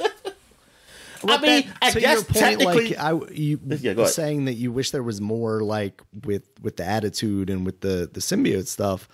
Like that was the thing, is like any of the free roaming stuff. Once you became that Spider-Man, like it didn't feel any different. So there's like that disconnect there, because it's like, oh no, I'm still just good guy Spider-Man going through saving everybody. Yeah, see, and I was thinking that because I had done all those freaking side missions before. I was thinking like, yo, if those side missions, do they disappear or are they still there? Yeah. And if they're still there, what is the dialogue? Here's Peter flying around a bee drone while he's dressed as a symbiote. That is a disconnect for me. Overall,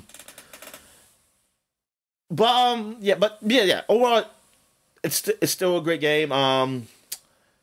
There was something else I wanted to say, but no, you go ahead. If you think of any spoilery stuff, I don't know where they go with that next game. I mean, when I was talking earlier about like the difficulty with the enemies, like the symbiotes, like those hive things. The first one I came across was one that had two, and like jumping back and forth between the two just did not feel great. And then those green evasive ones or whatever. Like, those things are just a pain. I did not like fighting them really at all. The anti-venom stuff, like, from the storyline, that was cool, but it didn't actually feel like fighting with those powers, the symbiotes, was any different than, like, Miles and his electrical powers. But the next game, like, I don't know where they go there, because... Yeah. One, like, obviously with the symbiote stuff, you go, okay, Carnage, because you have the flame, but that's all side story stuff. Like, it was shocking to me that was, I don't want to say buried in there, but like something that seemingly could be overlooked, unless at a certain point, if you're not doing that stuff, they force you to do it. So like the idea that guy got his hands on a symbiote, and he is, Cletus Cassidy, and he is going to become Carnage in the next game. Like, you would think if Carnage is going to be in that next game, he kind of has to be the big bad of it. But you also have Doc Ock at the end. You have Norman Osborn, who I feel like is the weirdest character in this game, versus like what I typically expect of him, because like he seemed like he was just a loving dad up until like the very end of the game. Yeah, and that's another story thing that I think was written badly. Yeah, they reminded me that, because he yells at like, "What you do to my son?" I said, "Wait a minute, didn't you tell me why is your first thing is that he did something to him, right? Not that he tried to help him and something went wrong." You knew he was inside that Venom costume. Like, it's not like you didn't know that was your son, and then like, Spider-Man did what he had to do, and then all of a sudden, oh no.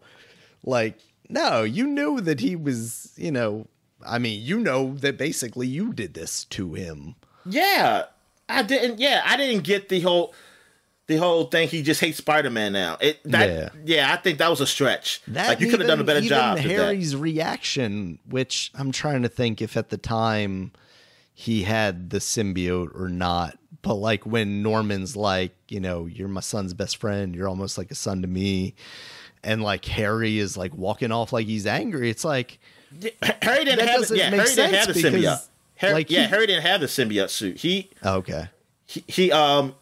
Peter had it at the time. Yeah, he should be thinking clearly, and everything that we see in this game, like Norman has been very supportive of him. He hasn't like talked to Peter like he's his son, and not like Harry like you see in a lot of others. Yeah. That's the thing. They should have, if they want to make it like the movie or whatever, because it wasn't like that in the comic book. Yeah. In the first comics now, and they might have changed it as comics went on, but I'm going by like the original comic. That wasn't a thing with him liking Peter more. He didn't even know Peter. But he was probably a little hard. Well, I wouldn't say hard, but more like he wasn't giving his son enough attention.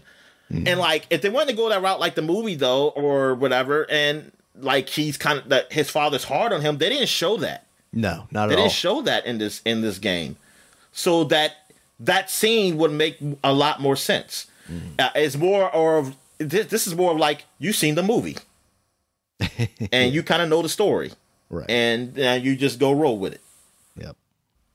Yeah. So there was that, but like to the point of like not really knowing where that next game's going to go. And you always have multiple villains. I mean, the first game did, even Miles did, but like when you're getting into like Goblin tier, Carnage tier, it feels like who do you have play second fiddle there?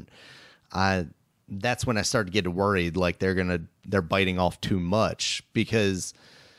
And now I don't think this is a bad thing, but they also set up Cindy Moon, who's Silk. So I assume that in that game, you're probably going to play as Miles and Silk then instead of, Peter, because he's kind of doing his retiree thing right now. I mean, I wouldn't be surprised by the end of the game if you also play as Peter, but, it seems like they're setting up Silk to at least be in that game. And maybe she's not, the main person, but when I saw that, I mean, maybe years ago, maybe I would have been like, oh man, this is cool. I'm not saying it's not cool. It's just, I don't care. Yeah. I just don't care. I think cause I just beat the game. I don't, right now, I just do not care about playing another Spider-Man game. Honestly, right now. That makes sense. And I don't know. But thing is, I don't really care about one in the future, like just like happening. Like, I just don't care right now. Like, I just want something. I want the Wolverine game. So I want something different. I was gonna say there's gonna be plenty of time. I think, because I mean, although if we're getting Wolverine like next year, I feel like we could see Spider-Man 3 sooner in the grand scheme of things rather than later. They also do like, Did you do all the spider bot stuff? The spider. Well, look, the only thing I didn't do was one of those. Because I think I was like a 99%. The only thing I didn't do was the one of the missions from the cleaning stuff because there was a glitch and oh shit, I didn't even fucking care because I was like, well, if you want to get the platinum, you better just gotta do all of them. There was a glitch because I didn't see no lab mission. That mission never showed up. So I had that happen too. Like, where the last side mission was, it was the vulture thing. You know, finding the different bases and stuff, and it was in the zone of if you go in there, it's going to start the next mission. And I went in there and it started that next mission. So I quit that mission and then it wasn't on my map anymore and I couldn't find it. But if I went into the menu, then I could activate it as a thing to look for. And then I was able to do it. So yeah, there's definitely some like bugginess to the game. Which they fixed a lot of it recently. They put it out. Mm-hmm. But I will say this. I've crashed and it wasn't I crashed because like disconnection to your system. No, I had a crash on me too. Yeah, I had quite a few crashes with that game. But like more than I feel like that I had to mention because I feel like that I didn't have that happen in the Spider-Man the other ones. Yeah, that was a little surprising. Yeah, I had. I think we're going to start seeing that, people. I think we need to get used to that. I also got like stuck in geometry when I was fighting to get Tombstone out, and you're in like that lava room. I got stuck under the bridge. Oh yeah, I got stuck in geometry quite a few times too in that game. Yeah, those videos weren't lying. like I thought they were just because people kept saying you playing with the disc and then put the patch in. That's what the people were saying. Which I mean, I don't know. Right. But again, doesn't that speak to like how bad games are nowadays and like what we've talked about? Like, it doesn't matter if you get a disc or not. Like, yeah, you're not going to want to play that version that's on the disc anyway. Then I guess you definitely don't want to play this version with on the disc. Like, who cares if you have the game forever? But yeah, so at the end of. Yeah, they also set up some chameleon stuff. There's a lot that they set up in this game for whatever the next thing is. And I was actually like kind of worried that they were going to go too far into like the multiverse thing because they have those spider bots. And I started seeing that like literally the first, spider bot. And you see that like wave off of it, just like you do in like Across the Spider-Verse. And I was like, oh man, they're going to like just jump the shark and try to get to this too fast, and they don't. It's just the spider bots, but then there is like a little cutscene at the very end of it indicating that there is like a larger thing, and that's fine if we get there eventually. I was hoping it was just 2099 the future. I was hoping it was just a future. That's what I was really hoping for. Mm-hmm. Like, it's like, but yeah, I honestly, I didn't know what the hell was going on, Daniel. I didn't know what was going on. I collected those things. Yeah. I know I've seen a cutscene, but I didn't really read too much into it. Yeah. But yeah, I'm just hoping like they've done a good job telling the story that they're telling in their universe. Like, you can be a part of a larger universe, but I don't know that I need to see you interacting with that larger universe in too big a capacity. Like, just tell your relatively down to earth stories and go from there. So we'll see. I mean, like you said, Wolverine, that's next up. I want to see what they do with that. If they pull that off, I'm excited. And even though I do like this is supposed to be in a universe where there are other superheroes, it's just that you went too big. I think they went too big with the whole Venom thing taking over the city, because then it's like, okay, some other hero should have came then. Exactly. Yeah. Like, I felt like the Venom thing should have been more intimate. Like there's rumors of this scary thing happening, but nobody Right. can really see it. But you got it so that the whole freaking city. Yeah. That was the weird thing. Is like it went to I'm like not super familiar with the comics, but like almost this like absolute carnage, like the world has been taken over by symbiotes. Like it seems like they went too far in this world. Yeah, exactly. Yeah, exactly. So Carnage is going to be the more intimate thing, or is going to be another takeover? Oh, and I will say this: I guess, why did they go lazy with J. Jonah Jameson?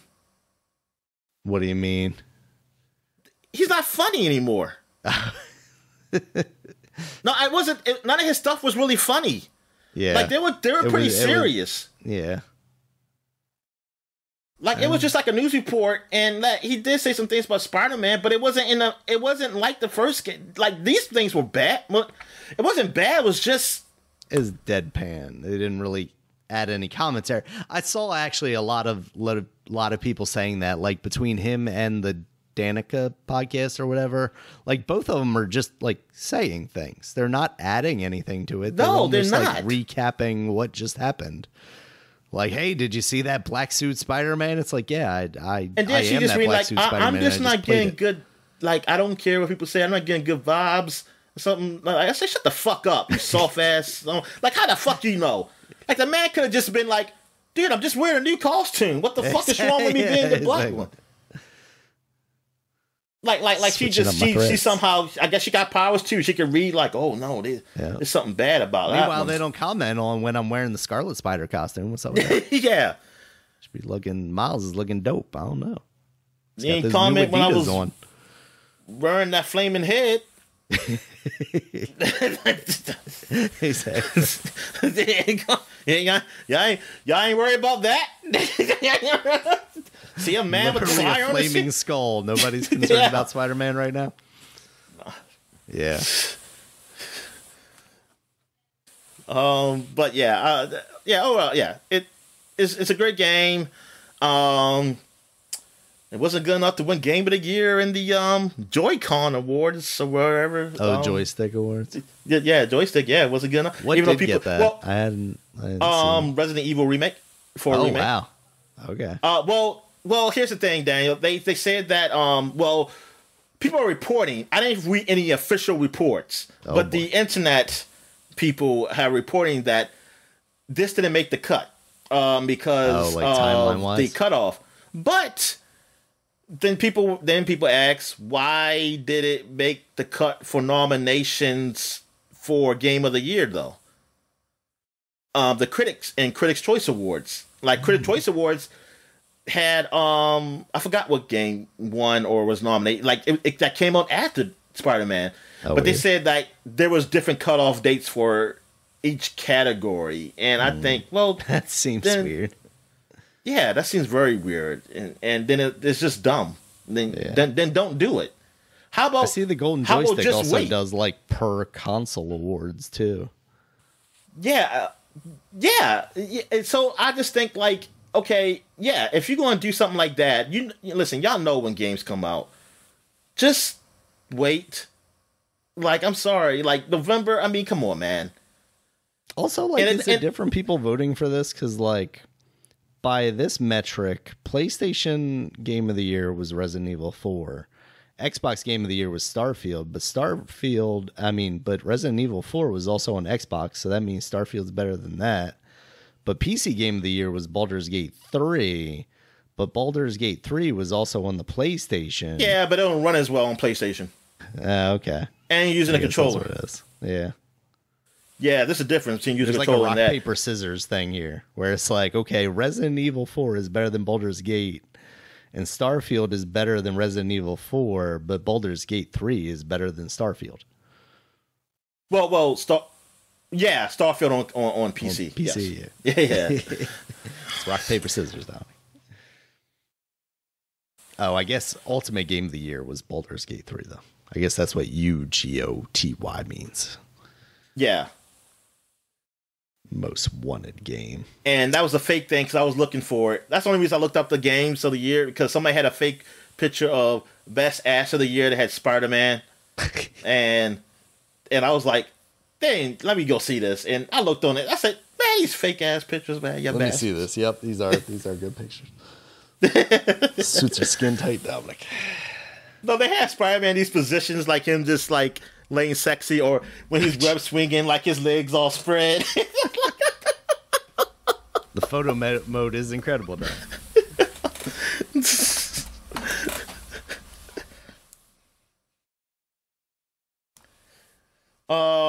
All right, so I guess we'll take a quick break, and when we get back, we get to the flashback segment.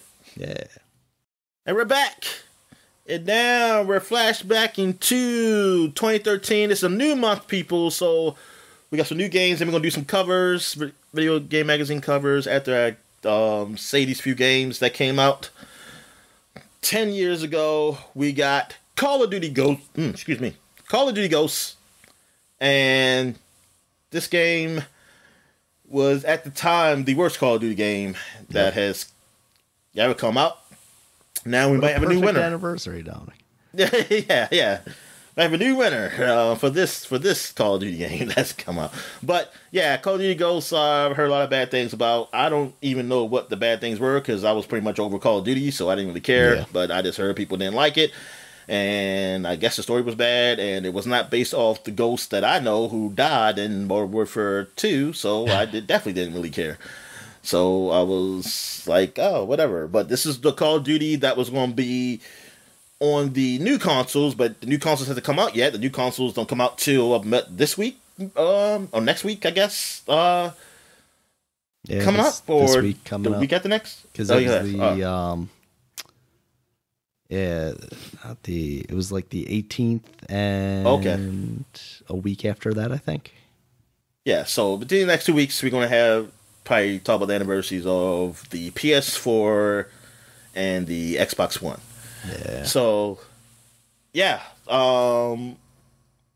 This is supposed to be the Call of Duty that really helped bring that in, and yeah, to disappointment, but it sold a shitload, as they always do. So, as it always does. Yep. Yeah. All right. Also, State of Decay came out 10 years ago on Windows, and I guess it came out later on Xbox. It might actually come out earlier, I think. Okay. It's only got one release date on here, so maybe that's not the right release date, though. No, that is the right release date. But that's June. Yeah, we might have talked about that already then, Dom. Yeah, we probably did. Okay, all right. Why would PC come out so late, though? I'm surprised by that. All right, so also 10 years ago, the probably last Ratchet and Clank on the PS3. Yeah, Ratchet and Clank Into the Nexus. Never played this game, don't know anything about this game, and I don't see what the innuendo is. I don't know what it is. Into the Nexus, I can't. Well, what is that supposed to be an innuendo of? In your anus. I don't know. That's a good question. I don't know. Yeah. That's why it failed so spectacularly, Dominic. That's why it's got middling scores, a 76 on Metacritic, because they didn't have the right innuendo this time. Wow, 76 is middling score. Wow. Okay. Well, when IGN's, scores go from like a 70 to 100, a 7 is pretty bad. And pretty much everything below like that is just like whatever. Yeah. Like you're basically making a like I was telling you about the scores when somebody's complaining about a score or something, and I think it was Call of Duty, and I was saying how look, once you get below 7, like below 6 really is pretty much whatever. I think it's more of a statement if you do 1 or 0. 1 0, maybe 2. Oh, yeah. Like a statement. Everything else is just it don't matter. Like a game that's a 5 and yeah, yeah, exactly. It's I'll play this one. It's not it's only a 5. It's not a 1. It's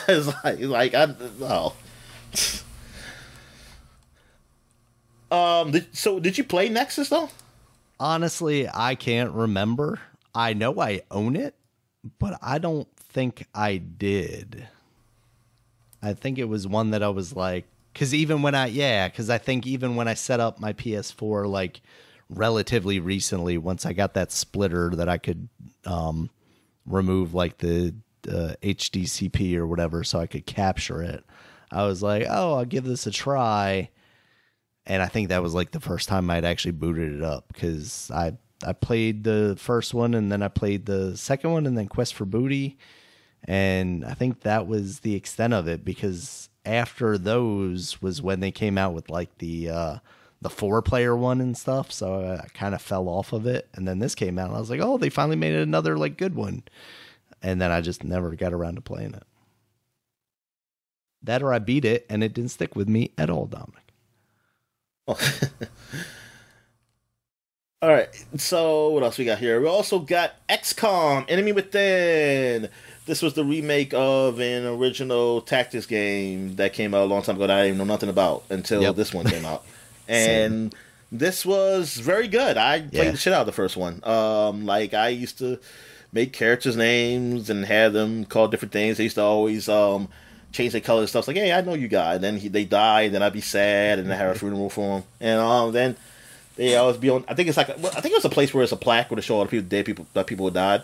And then I put the cheats in where then nobody died, so I never really got new people. And they just like, yeah, we're just gonna. I mean, I would still hire new people and be like, yeah, y'all the rookies, but these are the vets. They won't take a break, and y'all go out there. Let them take. And then I think I used to turn the cheats off every now and then on some of the rookies because I didn't care about them. But yeah, I like the strategy of the game, like the turn-based tactics type game. It was fun. It was cool. The story was passable. But like I enjoyed the look of it too, the kind of cartoonish kind of look of it, and it was just something about that game that just grabbed me, and that I was just playing hours of. That game. 2, I didn't really get that feeling again. It wasn't the game itself. It was just probably just me doing other things. Because when I played this game, I just had a lot more time on my hands. When 2 came out, I didn't, and I kind of just ran through it. But yeah, XCOM, anything. Yeah, that was a great game. That was one of my favorite games of that year. You got anything you want to say? Yeah, it was definitely awesome. That was when I first actually fell into liking Firaxis games, because I wasn't a huge Civ person. To the point, where we ended up going to Firaxicon and stuff. The 1 year that it existed, it feels like probably coming up on the anniversary of that too. Yeah, I thought that game was fantastic. It was really cool, and then seeing it evolve in Marvel's Midnight Suns, and even the Rabbit game, the Mario Rabbit game, they did a good job of taking what XCOM had actually laid down there. It almost feels like it should be older than that, though, right? It does. It does feel older, but this is right. This is the right date. Yeah. Is it because? Wait, is Enemy Within? Okay, yeah, Enemy Within's the expansion. That's why. Oh, Enemy Unknown came out in 2012, and then this is the expansion. A year before. Oh, okay. Yeah, because I was thinking, didn't we talk about that first person or the third person shooter that they did in between? Oh yeah, that's supposed. Yeah, that actually came out. Yeah, after the. Because I was there's no way that game came out before this. Okay, right. So XCOM Enemy Within, well, I played this one. I did play this one also. It was just it just added extra characters and things of that nature. Just more content.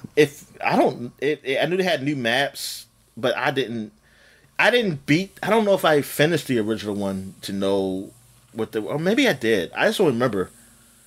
I think I just played. I think I just played it again.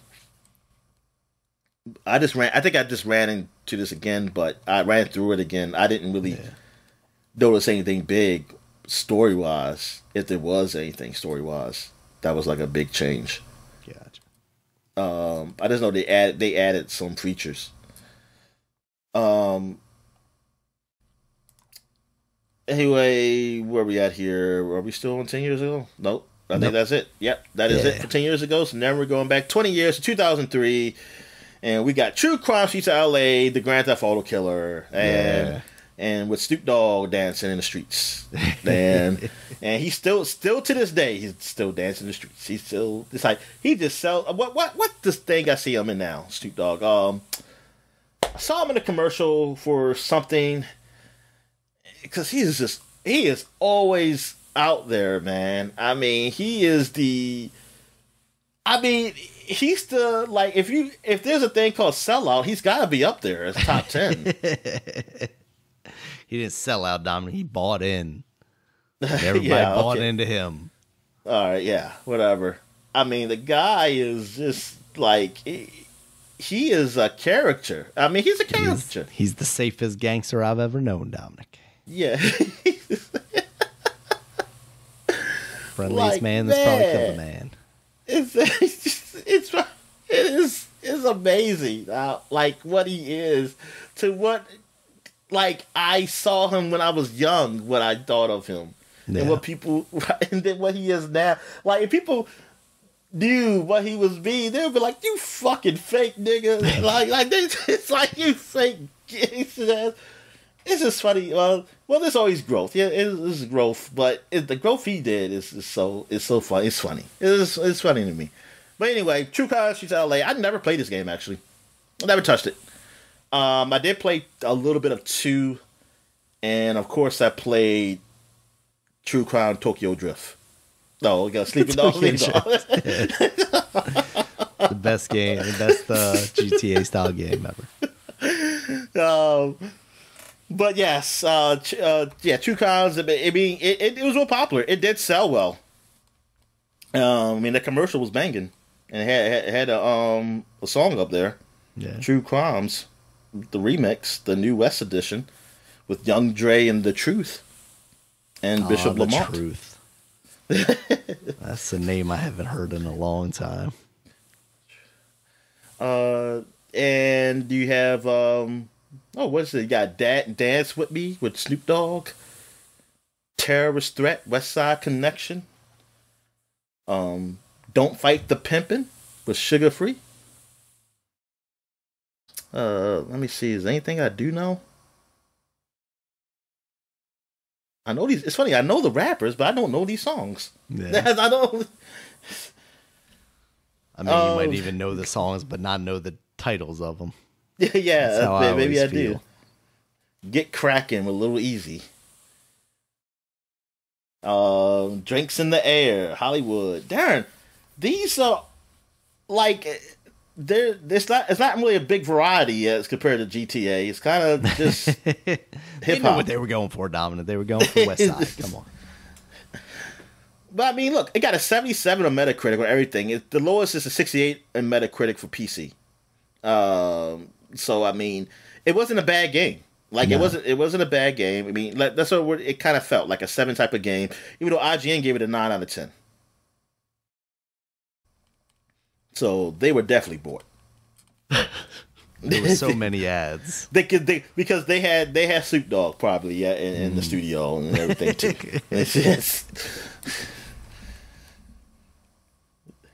No, Snoop Dogg, he threatened him. He said, "You better put a cap in your ass." Give it a 9. Oh, but that's when it was still believable. All right, so what else we got here? We got SOCOM 2 U.S. Navy SEALs for the PS2. This is the second SOCOM game because how popular the first one was. Even though it didn't get rated, the first game, I don't remember it. I think Game Informer gave it I don't know if they gave it an 8 or a 7. It gave me something where I was like, that's not that big a deal. It didn't feel like it was. But then I just read how popular it was, talking to the comms. And plus it was the online play because that was still very new for console games, especially PS2. And so that was still real popular, and how realistic this game was. That's what the turnoff for me was, the realism. I was like, oh, I don't want realism.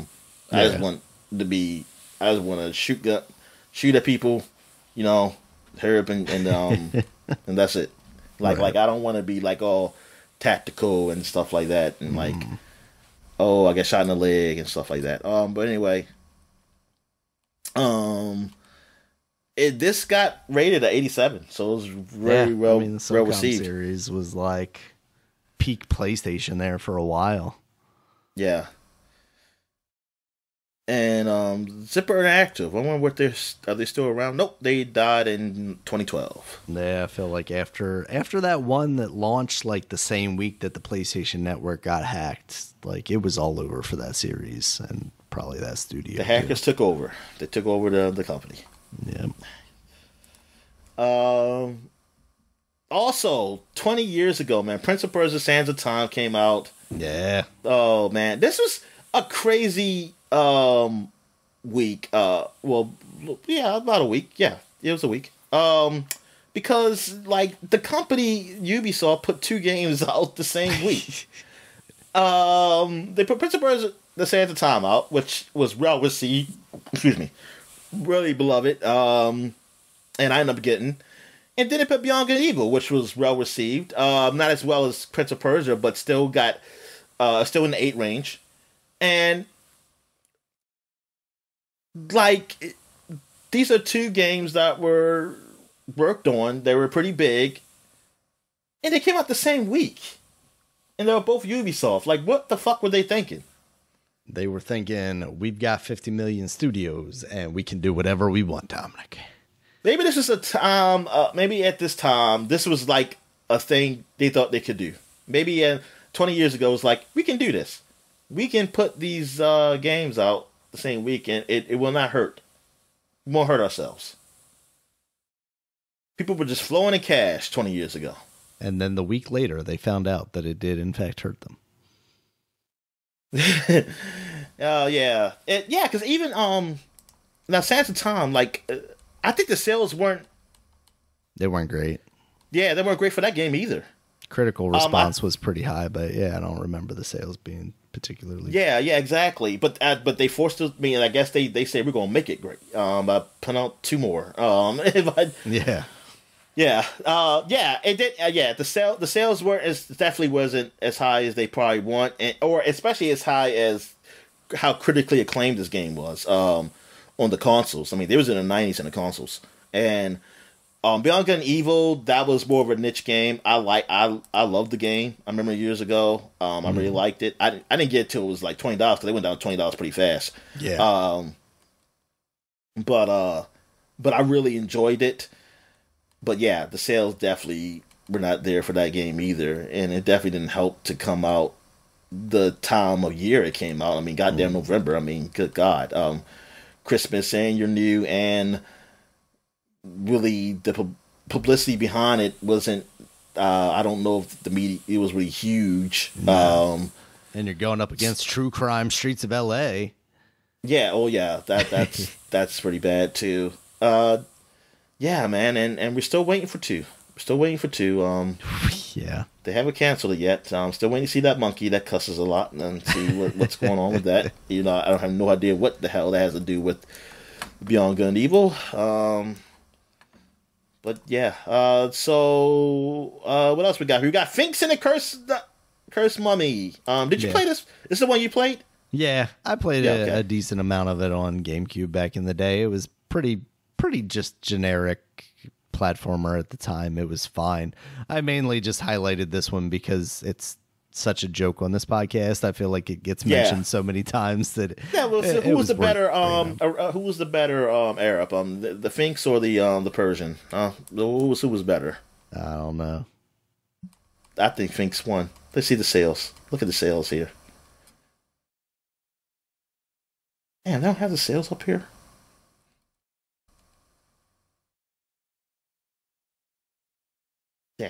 They don't have the sales up here. But anyway, yeah, Finks. It is like this is one of those character like platforming games that came out and like and it's kind of crazy that it's like from this time got a re-release too on like the Nintendo Switch.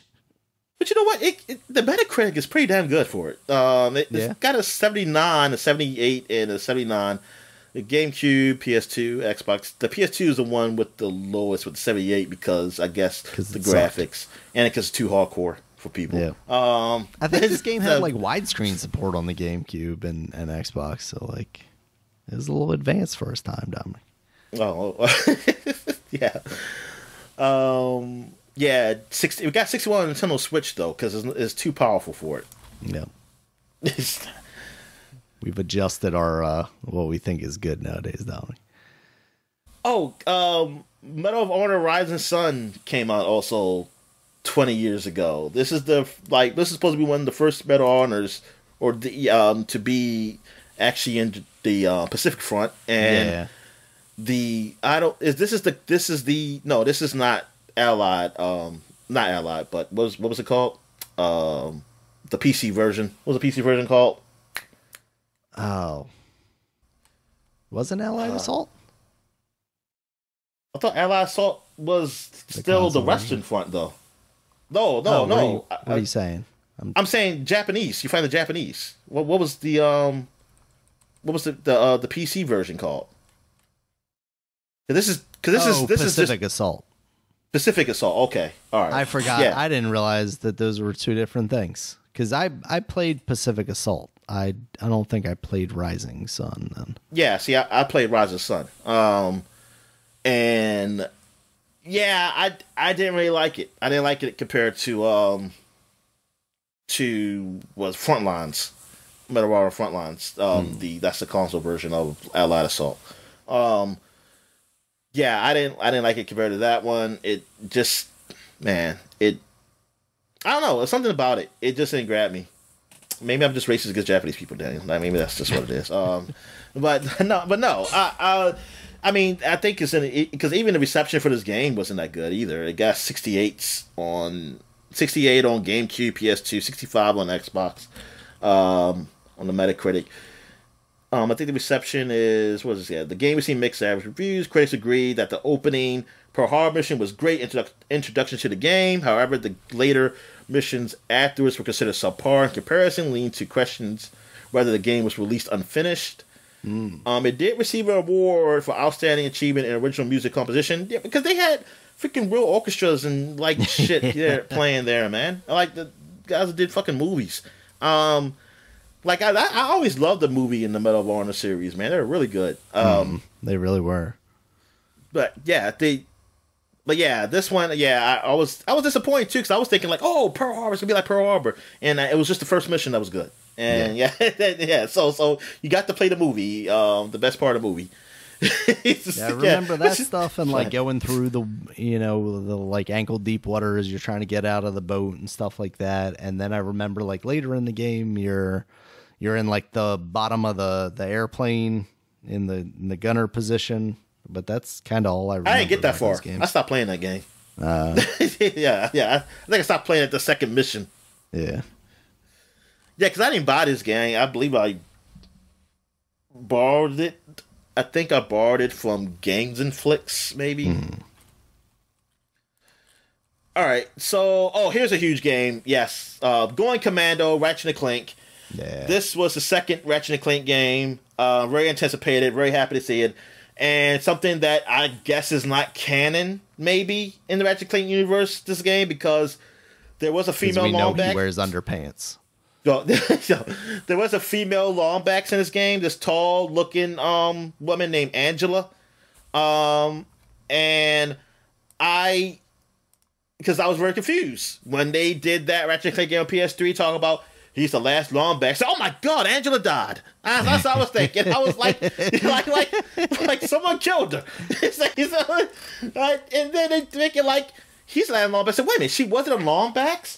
And then they kind of I think in somebody had a art book, or they maybe in somebody put an art book. I don't know, saying that some people saying like, oh, she wasn't a longback. But I was like, no, they just retconned it. She was a longback. She was a longback. Mandela effect thing, Dominic. They never said she was a longback. No, she was a longback. They didn't have a story ready like this. They didn't think they were probably gonna go this complicated with the whole. Oh, he's gonna be the last longback. No. they thought of that shit later on, and then somebody was like, "What?" They might have just said, "Fuck that fuck the story. Nobody cares. We just ain't gonna take it serious." And they just went with that. They just rolled with it because that bitch was a longbacks. It's like, look at her. And somebody said, "Oh, she didn't have a tail." It's like, it's in her pants, wasn't it? That's what I just assumed. Or maybe she got it cut off. I don't fucking know. Like, I don't fucking know why she didn't have a tail. I said, like, why in Deadlock she didn't have a tail? Oh, yeah, because it's inside his fucking suit. It's but yeah. But the game is great. Really fun. I know the story dealt with Furbies. I think the killer Furbies like basically just taking over from Megacorp. Megacorp was the place now, not Gadgetron. So, and Ratchet had a new voice. I think at first I didn't like it, and then I liked it, or I didn't. I don't know. I forgot. Did I like it? No, I think I liked this voice. I think the first game's voices were No, I did like the first games. I forget. It was a new voice, and I felt a way about it. And I don't remember what it was. I don't remember what it was. I forget. Undecided about this. Yeah. All right. So what else we got here? We got Legacy of Kain Defiance, the last Legacy of Kain game that came on the consoles and PC. Yeah. This is one of those series that we always talk about that we kind of wish we at least gave it a try or got into because it seemed like it was pretty cool, and it was long, and it seems to be very respected, especially story-wise. Yeah, but it also feels like going back now would maybe not do that game any favors. No, watch it on YouTube. Watch it on YouTube, everybody.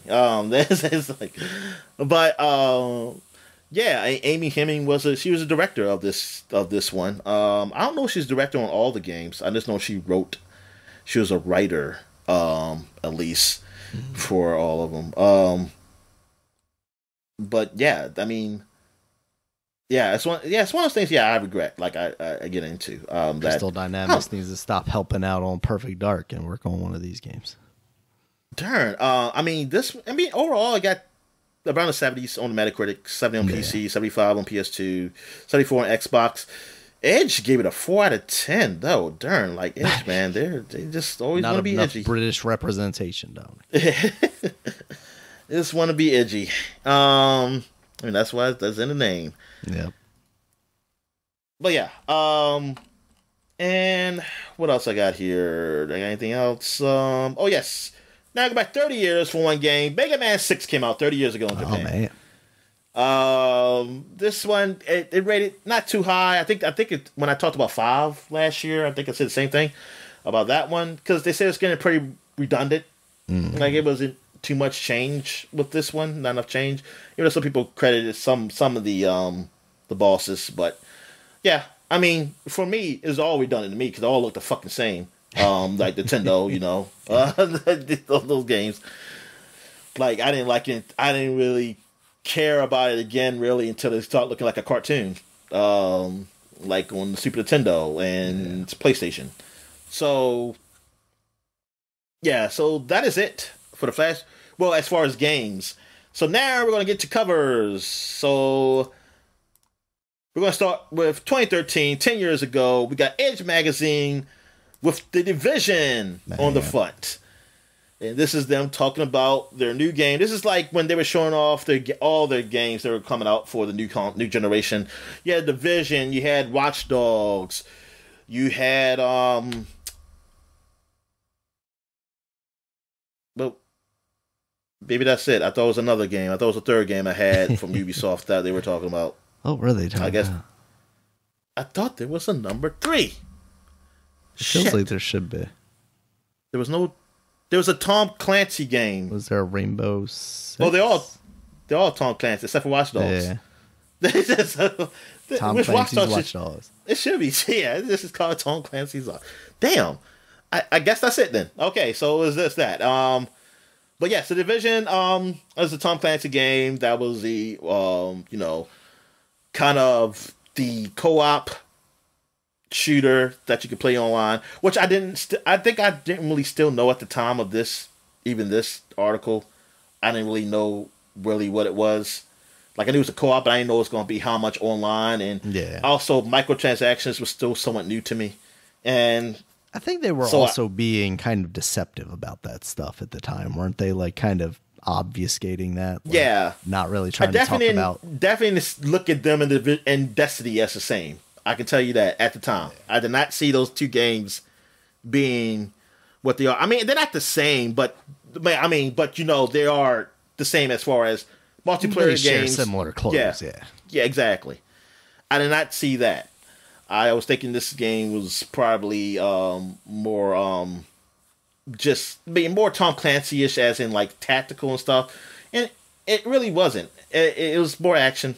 It was pretty simple, action-wise and stuff, which is smart. I mean, on their part, because you're trying to get more people to get into it. It wasn't hard. It wasn't too hardcore like someone like Rainbow Six or the older Rainbow Six games and things of that nature. That's what I kind of thought this game was going to be, and I liked it though. I did like Division. I enjoyed it. I enjoyed playing with my friend a bit when he did have it. What else they got up here? They got let me see here. How Ubisoft is making the next generation's hottest prospect. And you got Grand Theft Auto 5, Rockstar's Epic reviewed. Oh yeah. Titanfall, why Respawn Sci-Fi Shooter is the first Xbox One killer app. And it was. Yeah. And it stood there as the killer app for a while too. The trouble with sex in video games. None. No trouble whatsoever. The rise of Mingle Player. Mingle Player? What does that mean? I don't know. And Single the demise of grinding. Like non-co-op. This is the demise of grinding. I wish. So much grinding. That's the problem with sex in video games. Yeah. Needs to be more grinding. What is this? Xbox One from crisis to contender. Oh, okay. Phil Spencer came along, Dominic. Saved the whole thing. Nah, he ain't come along yet. Not yet.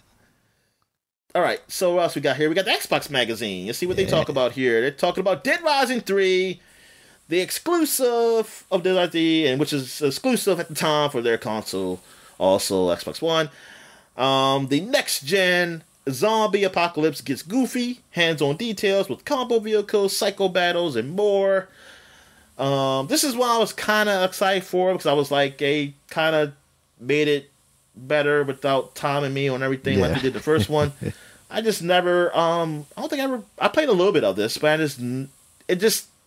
by the time I really got my hands on it, I was just playing other things. What do they got here? Killer Instinct free to play fighter comes out swinging. That sucked that was free to play. It's better now that it's actually just a full game with everything you can just buy, but I did not like that piecemeal thing they got going on there. Fable Legends, Lionhead talks Xbox One and their new RPG. I just had to look that up because I forgot what it was, Dominic. Yeah, me too, Daniel. What exactly is that? That's the multiplayer one. Oh, okay. Still don't know what that is. It got canceled. It never came out, but it never came. I was about to say it's like this. For some reason, I kept thinking about the Kinect one. Well, that's what I was like. Is that what this is? Or are they trying to call that an RPG? Like, who are they fooling? Call of Duty Ghosts, playable woman hit multiplayer's front lines. Okay, Progress, Dominic. Progress. Oh, this is the first time you ever play as a woman. Okay, I guess that's the one good thing about Ghosts, Daniel. Yeah. There you go. Battlefield 4, shooting, swimming, and this here is blocking what it says. It's real good magazine design, guys. Also, Need for Speed Rivals, leaving other open world racers in the dust. What other ones were out there at the time? I was gonna say at the time, yeah, because when was the first Horizon game? Yeah, so. Burnout Paradise, I think, was out by then. Oh yeah. So I don't think this beat that, right? All right, 30 most important Xbox 360 games. Man, you know what? It's funny that you say 30 most important Xbox 360 games. there was only 30 games that came on the Xbox One. that sounds on the high level, Dominic. I'll tell you about the best launch game on the Xbox One, Rise. Man, how things have changed, man. From the 360, they went from Xbox to 360. They were just up in cloud nine, man. Yep. And then they just said like, we're too close to the sun. Let's get back down. Let's get back down. They ripped off their own wings. Get the ground. All right, so where are we at here? Game Informer, 10 years ago. The Order, 1886. One of the great PS4 games. One of the forgotten gems, Daniel, that I think the PS5 should get back into. They should do 1986, 100 years later. You know what? I would actually like to see what that would be. 1986 London what's the singer name? What's the goddamn gay singer name, Daniel? David Bowie. David Bowie's gay? I mean, there's him and Mick Jagger allegedly had things. Who are we talking about? I don't know. The guy that wear the glasses and the flashy clothing. Besides David Bowie. Elton John. Elton John, yes. Elton John. Sorry. Yeah, there's some Elton John stuff going on there, and other British singers that I just can't think of. I can't remember, Don. Did you play this game at all? No, I don't think I did. And did you? For the best. You did, didn't you? Yeah, I thought you did. A bit of it. I didn't finish it. I want to say I got like halfway through, but it looked incredible for the time, but it wasn't a Gears? No. It was definitely not Gears. It wasn't good gameplay wise. Like, it just struggled. And I don't remember if it was like speed or like feel, but I think it was a little of both of those things.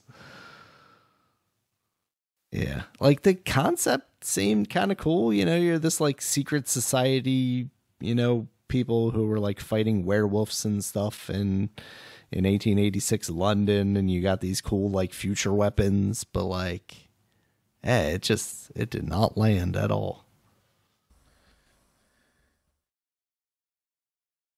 All right, so what else we have here? We got that's it. That is it for 2013. So we're going to 2003, 20 years ago. We're looking at EGM, and we got Final Fantasy 10-2 on the front here. This is the Britney Spears edition. So this is, that's what I always thought about with 10-2. Could have had. I think when I played the game, I borrowed it for somebody in college. I was like, oh, let me try this game, because I keep seeing it looks really girly, and they say you can change your clothes. That's kind of how you get your powers and shit like that. Or whatever it was. Yeah, and I was like, let me go try this game out. I felt so embarrassed when that freaking intro came, and there was like a big music concert they were doing, like a Britney Spears concert. I just felt so. Oh, my self-conscious. I was like, oh my god, I hope nobody sees me. They're emasculating me. Let me turn my TV down, because I had the stereo shit on that I had hooked up in my dorm, and I was like, this is what the fuck am I doing here?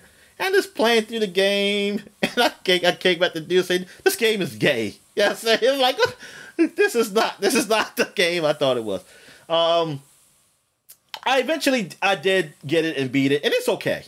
After I became more comfortable with yourself. Yes, I was more comfortable with myself. Daniel. I was just like, you know what? It's okay for things to be gay, and it was like that should not be insulting. And but it wasn't really a good game though to me. It wasn't really story wise.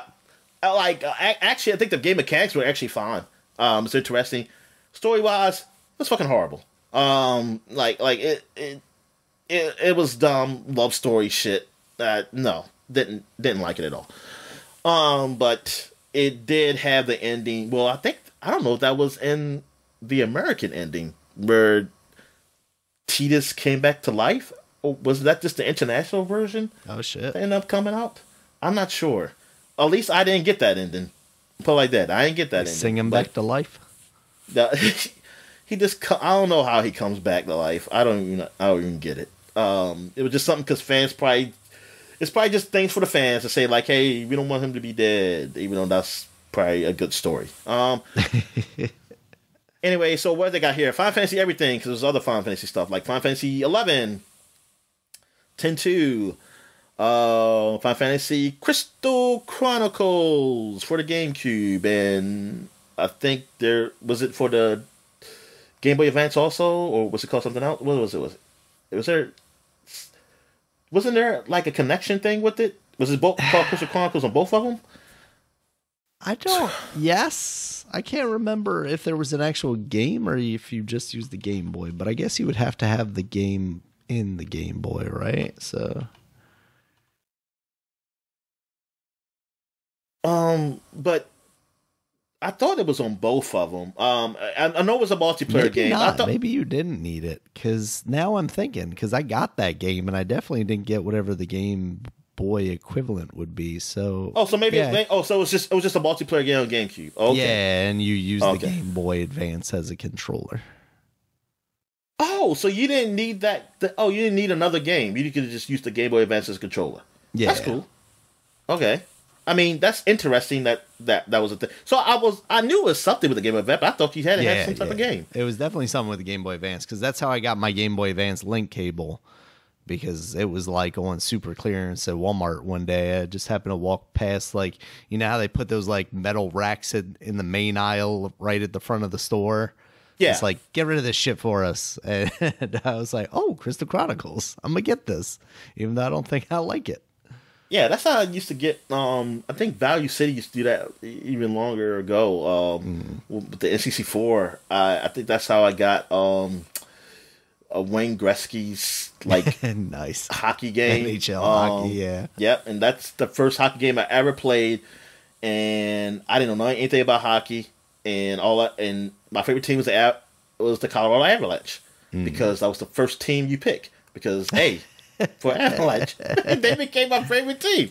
Yeah, I used to read the newspaper, as I did as a young little lad. I used to read the newspaper, like the sports section.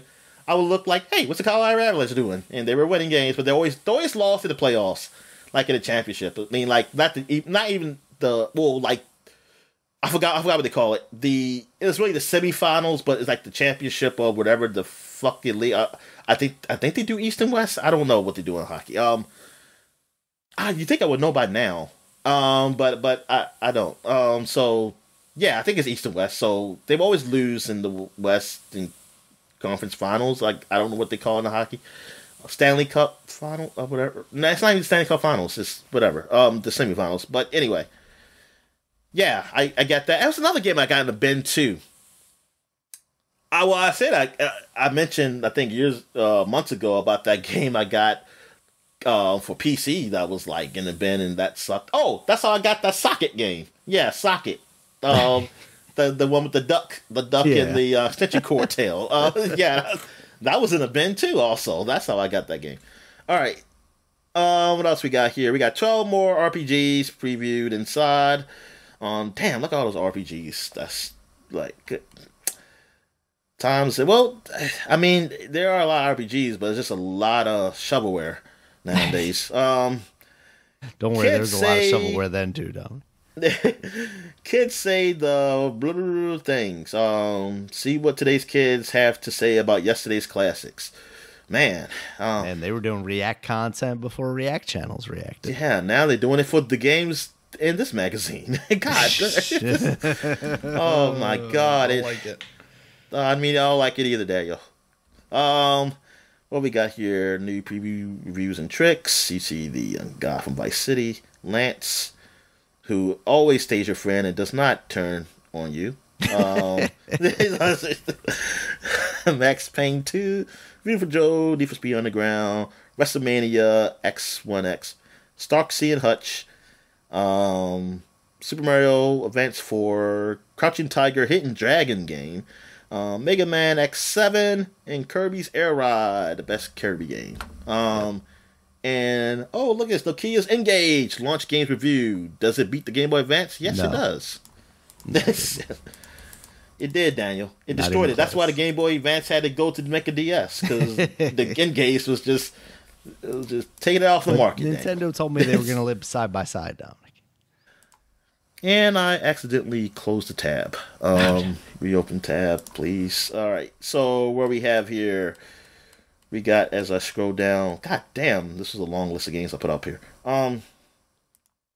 Edge magazine for 2003, and they got Sega on the front here. For reasons I don't know, but they got, well, I guess they must have a lot of Sega content in here. Yeah, there's a lot of Got Suzuki, Nokia, Nagoshi, and Oguchi. These are all Sega developers. And Sega's Elite Four Speaks Out. Preview. They also got preview of Transformers, Armada. What's this? A Siren? Yeah, I think Ghost Siren. Hunter. Broken Sword 3. Wow, this was funny because they're still making Broken Sword games. That point and click game. Review Jack 2, Homeworld 2, Pokemon Pinball, Magical Pengal? Yeah. What? I don't know what that is. I'm guessing it's a penguin in a different language. Tron 2.0. Oh, I remember that. I was kind of wanted that to be good. I don't think it turned out to be good though. I think it was supposed to be okay. Oh, okay. Colin McRae, Rally 04. Making Games Part 2. I guess they tell you how they make people make games, and I don't feel like reading the rest. I see something about William something, Latham, whatever, Collector's Series, Most Sega Mega important thing on Drive. this cover is Billy Hatcher front and center, Dominic. I did not know he was Sega. He's Sega. I don't know why this worm is on the cover. I don't think he was ever Sega. You sure? Maybe. I didn't think so. Oh. That was always Team 17. Maybe Sega published Team 17 games at some point. Was Team 17, was that a thing even 20 years ago too? I thought so. I thought I remembered them being like the name on the first Worms game, because I would play the first Worms game at my buddy's house. Well, Billy Hatcher, I didn't even know what the fuck he was until recently. I'm just mad he's the freaking front and center of this and not Sonic. Where he deserves to be. Not even Sonic the playing freaking old second guy from Virtual Fighter. He should be over Billy Hatcher. I don't even, goddamn. Or even this robot, I don't even fucking know who they are. Robots. I don't know. Is one of them from like Phantasy Star or something? What is the devil from? I don't know. I assume maybe Virtua Fighter? He's from Broken Sword. He doesn't know why he's there. All right. So what else we have here? We got Game Informer magazine from 20 years ago. Dead to Rights 2. Hell to Pay on the front. My friend had the first game. I don't know if he had the second game, but I played the first game. I liked it. 2. I don't know what 2 got really. What was the consensus on that? I don't remember 2 at all. But I was sort of looking forward to it. I mean, I was saying like, hey, the first one, it was an okay game, but it was real popular. So I figured like, hey, they're going to really ramp it up for the second one. I mean, it's got that gritty kind of look. Kind of reminds me of like a more I don't know, like a more, I wouldn't say more action than Max Payne, but like just like a softer kind of grit. I don't know. It seemed like, I don't know, a more arcadey grit kind of Max Payne kind of game. Yeah. That's about it. And it, you have a dog, so that's cool. That was cool, yes. And That yeah, was the dog definitely would the go and gimmick. attack people, as a dog should. I know Peter probably don't like that, but actually no, Peter should like it as long as the dog doesn't get hurt. And Exactly. The dog's attacking. It's fine. He's not being attacked. Shinobi Shocking Return. Oh yeah, Shinobi. Yeah. Also, we got the 50 greatest games of this console generation. We rank them so you don't have to on page 46. I want to know what they are. I used to have this magazine. I don't think I still have it. I'll have to look it up on the Internet Archive. 10-page Square Enix blowout, featuring Final Fantasy VII Advent Children. Yeah, that movie. And Why would we talk about video games? We can watch movies. the greatest Final Fantasy movie. And Kingdom Hearts 2. I mean, I'm trying to think. Is there? Maybe it is. Is there another Final Fantasy movie? Might be. I enjoyed it. Except for that. I mean, except for the first one that came in theaters, which sucked. What was the other one? What was another Final Fantasy movie? They had that one that came out for that movie that came out for 15. They had that movie that came out before that. That was based off like a prequel to 15. I don't know. I would have. Oh, Kingsglaive, yeah. Yeah, they had that. I remember that now. Kingdom Hearts 2. Oh my god, I could not wait for that game. Front Mission 4, Final Fantasy 11, and Star Ocean 3. Final Fantasy 11 did not come out yet? Damn. I thought it already came. For some reason, I thought it came out when I was still in high school. I guess it came out, after high school. I guess EverQuest was the first one. May 16th, 2002, apparently. Oh, so it already came out. So why this? Wait a minute. Was that just on PC or was that on Wait a minute, was that just Japan? Yeah, Japan was 2002. March 23rd, 2004 was PlayStation 2. Okay, so that's why. That's why. October 28th, 2003 was the PC version. Okay, so it didn't come to US until 2003, but it didn't come onto PlayStation 2 until later. Okay, so that's why they're still talking about it. Over 60 new reviews, and I think that's it. Oh, first details of Sudoken 4. Oh boy. I just played the first one. That's the only one I ever played. Alright, so now we're going back 30 years. 30 years to GamePro magazine. And what do they have on the front here? Sonic the Hedgehog. Look at him and get into his little ball. Yep. And for Sonic Spinball and Sonic Chaos, I had both of those games. And I got them both at the same time, I believe, for that Christmas. Nice. So yeah, Sonic Spinball I really liked, even though I couldn't. It took me forever to get past the first stage. My dad ended up beating the game. And he was always a pinball fanatic, like a real pinball fanatic. And for some reason, this game, which really doesn't have anything much like a regular pinball. I mean, except for like just the feature of the game. But he actually went to beat the game, which I was surprised. Because I see my dad beat a console game. Yeah. I never seen this is the first one I ever seen him do, and I was kind of mad because I couldn't get past the first level. The power of Sonic bringing families together, Dominic. But I did like it. But I did still like the game. I still like Sonic Spinball and Sonic Chaos. I really like. I really enjoyed that. I liked it because this was the first game I had because I didn't have Sonic 3 where Tails could fly. So I was like, yay! I got the game where I can have Tails flying around and doing things. So and I really enjoyed that. What else they got here? Free strategy guide for Mortal Kombat. Hell yeah. All the killer moves. Also they got reviews on games like Super Empire Strikes Back, Disney's Aladdin, Super Mario All-Stars, Pink Panther, Madden, NFL '94. I think on the cover of that was just Madden. They didn't have cover athletes yet. Mega Man 6, Legend of Zelda: Link's Awakening, Street Fighter 2 Special Championship Edition. Yes, that was a great game, and more. 15 previews, Street Fighter 2 Arcade. I don't know how was that a preview because Street Fighter 2 has already been in the arcades. Shouldn't it be a Pacific Street Fighter 2 version they talking about? Eternal Champions, Jaguar games, and more. Also got SWAT Pro 93, the best tricks, tips, and strategies of the year. What the hell is SWAT Pro? I don't know. I would imagine it's a SWAT game, but yeah. But they call it 93. It makes it think what? Some kind of sport. Is it fishing? Project Reality, Nintendo's new 64-bit system. And head-to-head, Mortal Kombat versus Street Fighter 2 Turbo.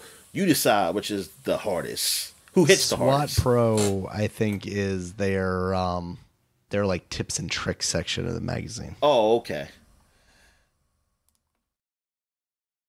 And our last magazine cover is Game Informer with Disney the Lad on the front. Man, it's been 30 years since this movie came out. Oh my fucking god. It came out that summer. And the game was awesome. I love the game. Played the hell out of that game. On the Super Nintendo, of course.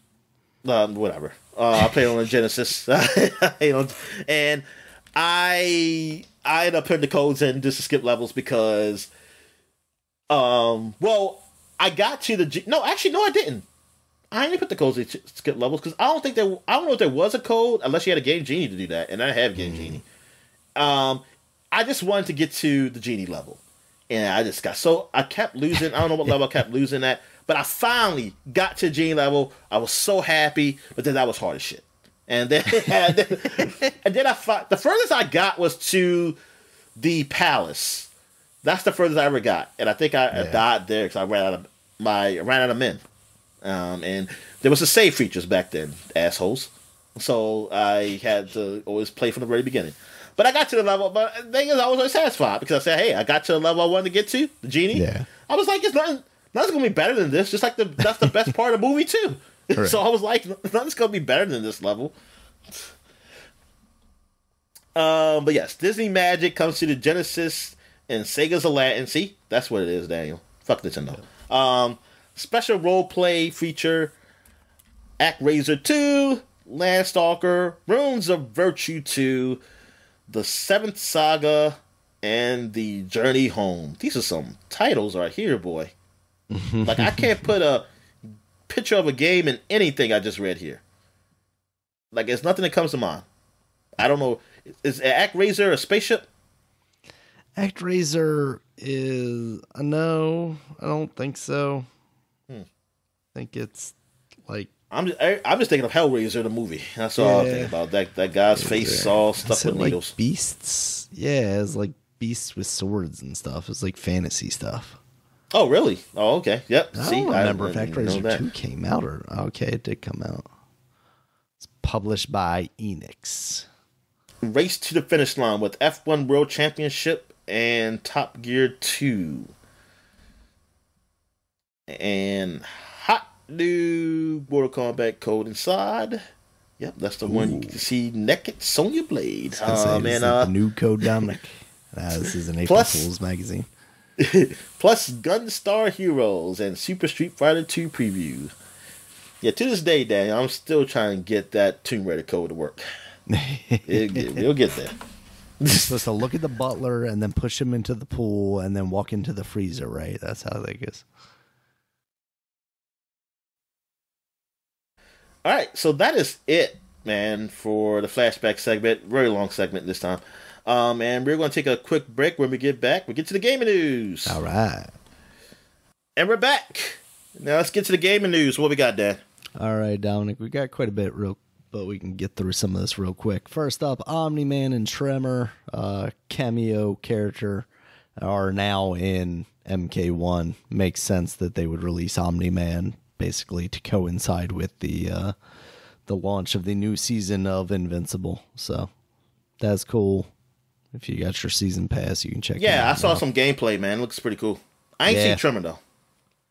Yeah, he's just a cameo. So, yeah, in the like launch video that they have of Omni-Man, they have like his cameo as Tremor. It's just a lot of dropping boulders on things and stuff like that. Because, he's the rock ninja, basically.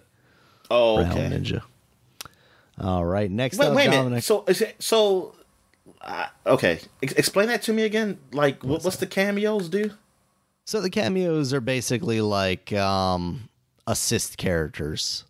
So you pick your fighter and then you pick your cameo, and your cameo hit like they call right it bumper. Cameo with the K. Because I was thinking like, is that a name? Is this like a new Tremor? and his name Cameo? I was like, what the hell are you talking about? Oh. Yeah, no. Oh, so okay. They're just assist characters, yep. Oh, they just being clever. Okay. All right. I see. Weirdos. It works a lot better in writing, doesn't it? Yeah. So, hey, yeah. Oh, never mind. Because I see some news that's missing, but I guess I'll mention it later. All right. Okay. All right. Next up, the Braid Anniversary edition has finally gotten a release date. We found out about that, I think, like 2 years ago now. It's coming out April 30th, 2024. So it's going to have lots of commentary from your boy Jonathan Blow. So oh my God. Yeah. He can go to hell. It's like, I forgot why I hate him. I gotta go look up. I gotta go read about it. I think that's what it is. Pretentious. Yeah, that's what it was. So, yeah. All right. We have some really unfortunate news, Dominic. Revenant Hill, the follow-up kind of spiritual successor to Night in the Woods, a game that we both thought was quite fantastic, has been canceled because Scott Benson, the game's writer and artist from Night in the Woods, has been dealing with severe medical issues. Apparently, he had a severe heart failure. Based on his announcement, it's not like, it doesn't seem like at least like a death sentence, but like that sounds very serious. It is definitely serious. So anything with the heart is serious, Dan. Yeah. So they are not. He's not going to be working on that game for now. Obviously, he's focusing on his health.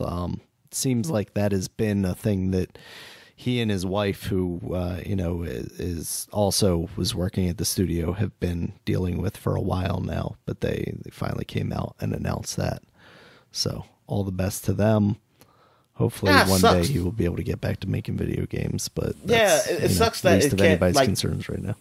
Like no one can. Okay, let me do that again because you're still talking. Yeah, it sucks that nobody can like take up the lead on it. I guess it's a small studio. Yeah. And yeah, so I mean that's a suck. It's like, man, him going down.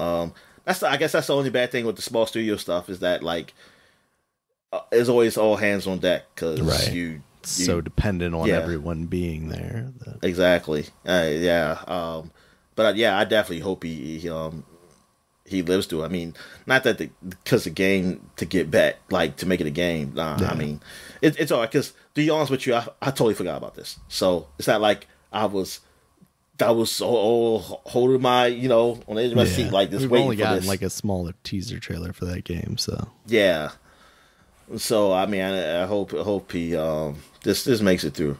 Yeah, absolutely.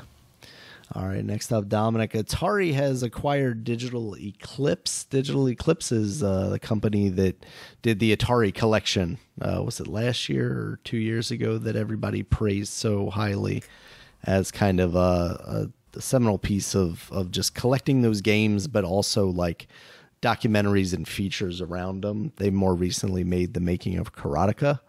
And it sounds like that is similarly well regarded as far as bringing this, nostalgic game back. They also did the Space Jam Legacy game that I played and thought was pretty all right. It seems like they are kind of prime in making those kind of re-releases or, collections. So it makes sense why Atari would be interested in that. They have a lot of history and a lot of legacy that can be mined, even if, they've kind of already done that with the Atari 50 collection.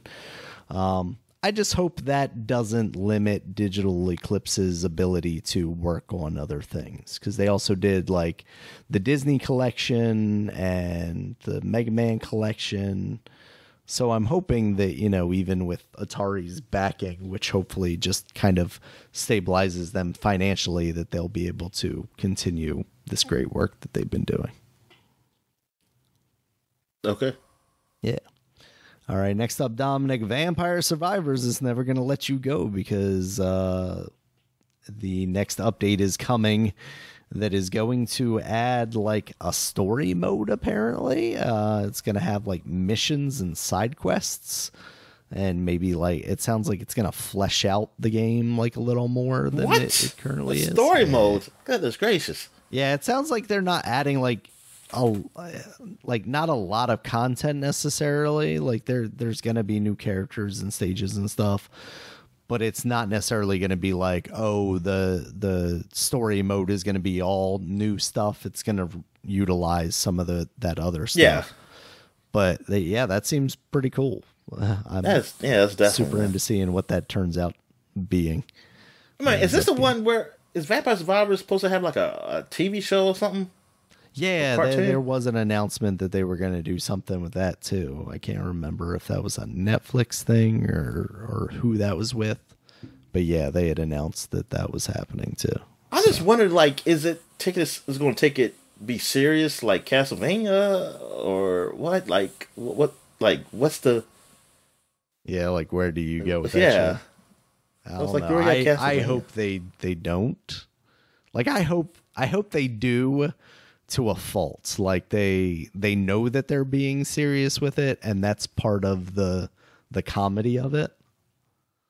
I'd like to see something like that.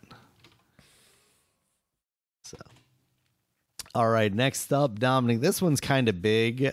Steam has announced the Steam Deck OLED, which is going to have an OLED screen. It's going to be slightly bigger. The screen itself, not the device. The device is actually going to be slightly lighter. This comes with a shrink and die size, so the actual like CPU package is smaller, but it's going to have the same performance. It's going to have better battery life because with that space that they gain, they put more battery in it. It's going to have Wi-Fi 6E, which I didn't even know was a thing. And yeah, I got it, Daniel. Oh, do you? Cool. No. I lied. And it's going to be $550. There's also going to be a $650 1 terabyte edition with the anti-glare screen like they did with the top tier LCD one. And then there's also actually going to be a $679 one with a translucent shell, which looks pretty cool. The LCD one is going to be phased out, so this is going to become the primary Steam Deck, and they have already started dropping the prices on those, so you can now get one of the 64 gigabyte version for $350. So from what I've seen, I've watched a couple of videos now. The OLED screen looks awesome. It also does HDR, which is like super impressive for a portable screen. I have seen some speculation, though, some talk that the OLED screen for this might actually just be the same as the Switch OLED screen. So the thing about this, in addition to just being cool that they're doing this, is like the rumors around the Switch 2 were that they were not going to use an OLED screen from the jump on that. And that almost makes me want to like delay a purchase of that until there is an OLED version, because like these OLED screens nowadays just look so incredible. Oh, wait a minute. Time out. Say that again, Daniel, about the OLED screen. Like you said. No, I'm saying like you wish they didn't do what? I'm for the Switch 2. I'm saying like I feel like I might put off getting one of those until there's an actual OLED version of that. Oh, wait a minute. There's a rumor that's not going to be OLED. The Switch 2? Correct. Yeah. Oh my goodness! Yeah, I would. Yeah, that would launch as a LCD. That makes, and then that sucks because I guess what it is that you just gotta buy both. Like you can't wait. That's what they want. You can't wait, and you get it, and then you get the OLED one because like if that's what it is, that's fucked up. Yeah, fucked up. I will say to their credit, it sounded like Valve wanted to do an OLED screen in the Steam Deck originally, but they just weren't available. Like that's why there's speculation that the OLED screen that they're using now is basically just the same one as the one that's being produced for the Switch OLED, because they just weren't making the numbers to justify or for the cost to make sense to create an OLED screen. So to keep the costs where they wanted it, they had to use basically off-the-shelf parts. and for that it was an LCD. So, maybe to Nintendo's credit, they're gonna, make such a large screen that an OLED isn't available right now, but that seems to be changing more now that these like pocket PC kind of the segment of the market has opened up a bit. So hopefully we see more devices with OLED screens, because like I said, man, like even from the Vita, which was I think the first one that had an OLED screen, that thing was impressive, and that's why I still like to play emulators on it for so long, because those games look so good on there. I'm gonna be honest with you, I don't know what the hell is OLED. Do I have anything that's OLED or anything? I don't your know. Phone has an OLED screen. Oh, okay. Yeah. So basically, the advantage of an OLED is when there's a black pixel, that pixel, the light is off, so it is actual black. Whereas like with an LCD, there's always a light behind that pixel, even when it's black, so you get more of a gray, even if it's a dark gray. And that's why you'll also get like a more vivid color, because the light that's being emitted from each pixel can be brighter, basically. So that's why in some like OLED screens, you'll just see like this very vibrant picture. So yeah, and it has the advantage also of like when it's black and when it's off, it's not using power to power that pixel, so you can theoretically get better battery life out of a device as well if it has a OLED screen.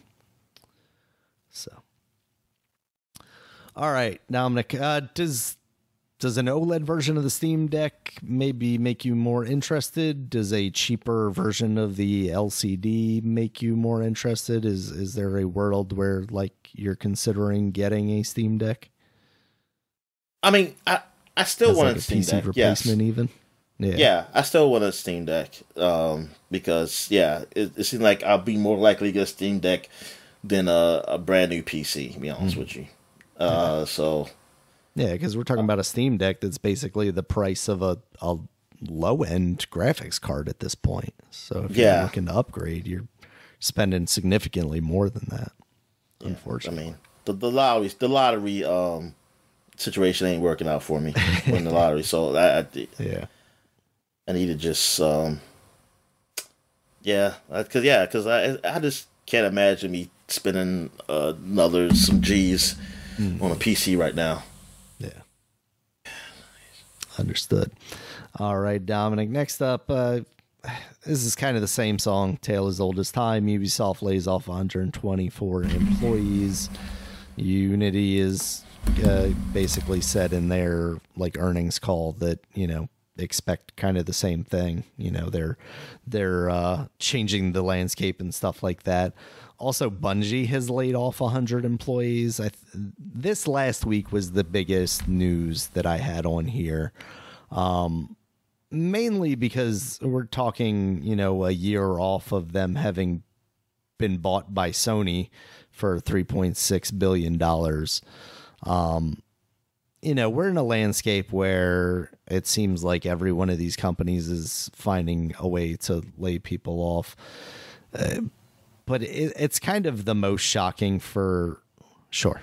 Yeah, so it's kind of the most shocking for Bungie, who just got this large influx of capital from Sony, and also seemed to be kind of the basis for what Sony had planned as far as like multiplayer live service games going forward. Like a large portion of their business model seemed to be, directed by what Bungie was doing, and now, for them to lay off a significant portion of their company, it really makes you wonder what decisions are being made. I mean, this news comes alongside news that we got this week that Sony was also delaying half of their planned live service games, which maybe starts to make a little more sense.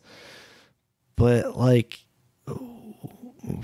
we say it every time, but like, what are these companies doing? Like, did no one plan for what the next thing was when the numbers for Destiny 2 started to go down? Like, we got an announcement for Marathon, but God only knows that's probably just going to be another live service game. Like, are live service games going to work, Dominic? Because it sounds like Warner Brothers is still all in on them. And I mean, I would think live service games would keep jobs. I mean, because people still got to keep working. So you would think so, but not if those numbers go down, because then they don't want to make more content for a game that's not gonna be popular. But that game's not gonna be popular if they don't keep working on it. I mean, we see it from Fortnite. The reason that game has had the legs that it has is because of new content. There's no doubting that.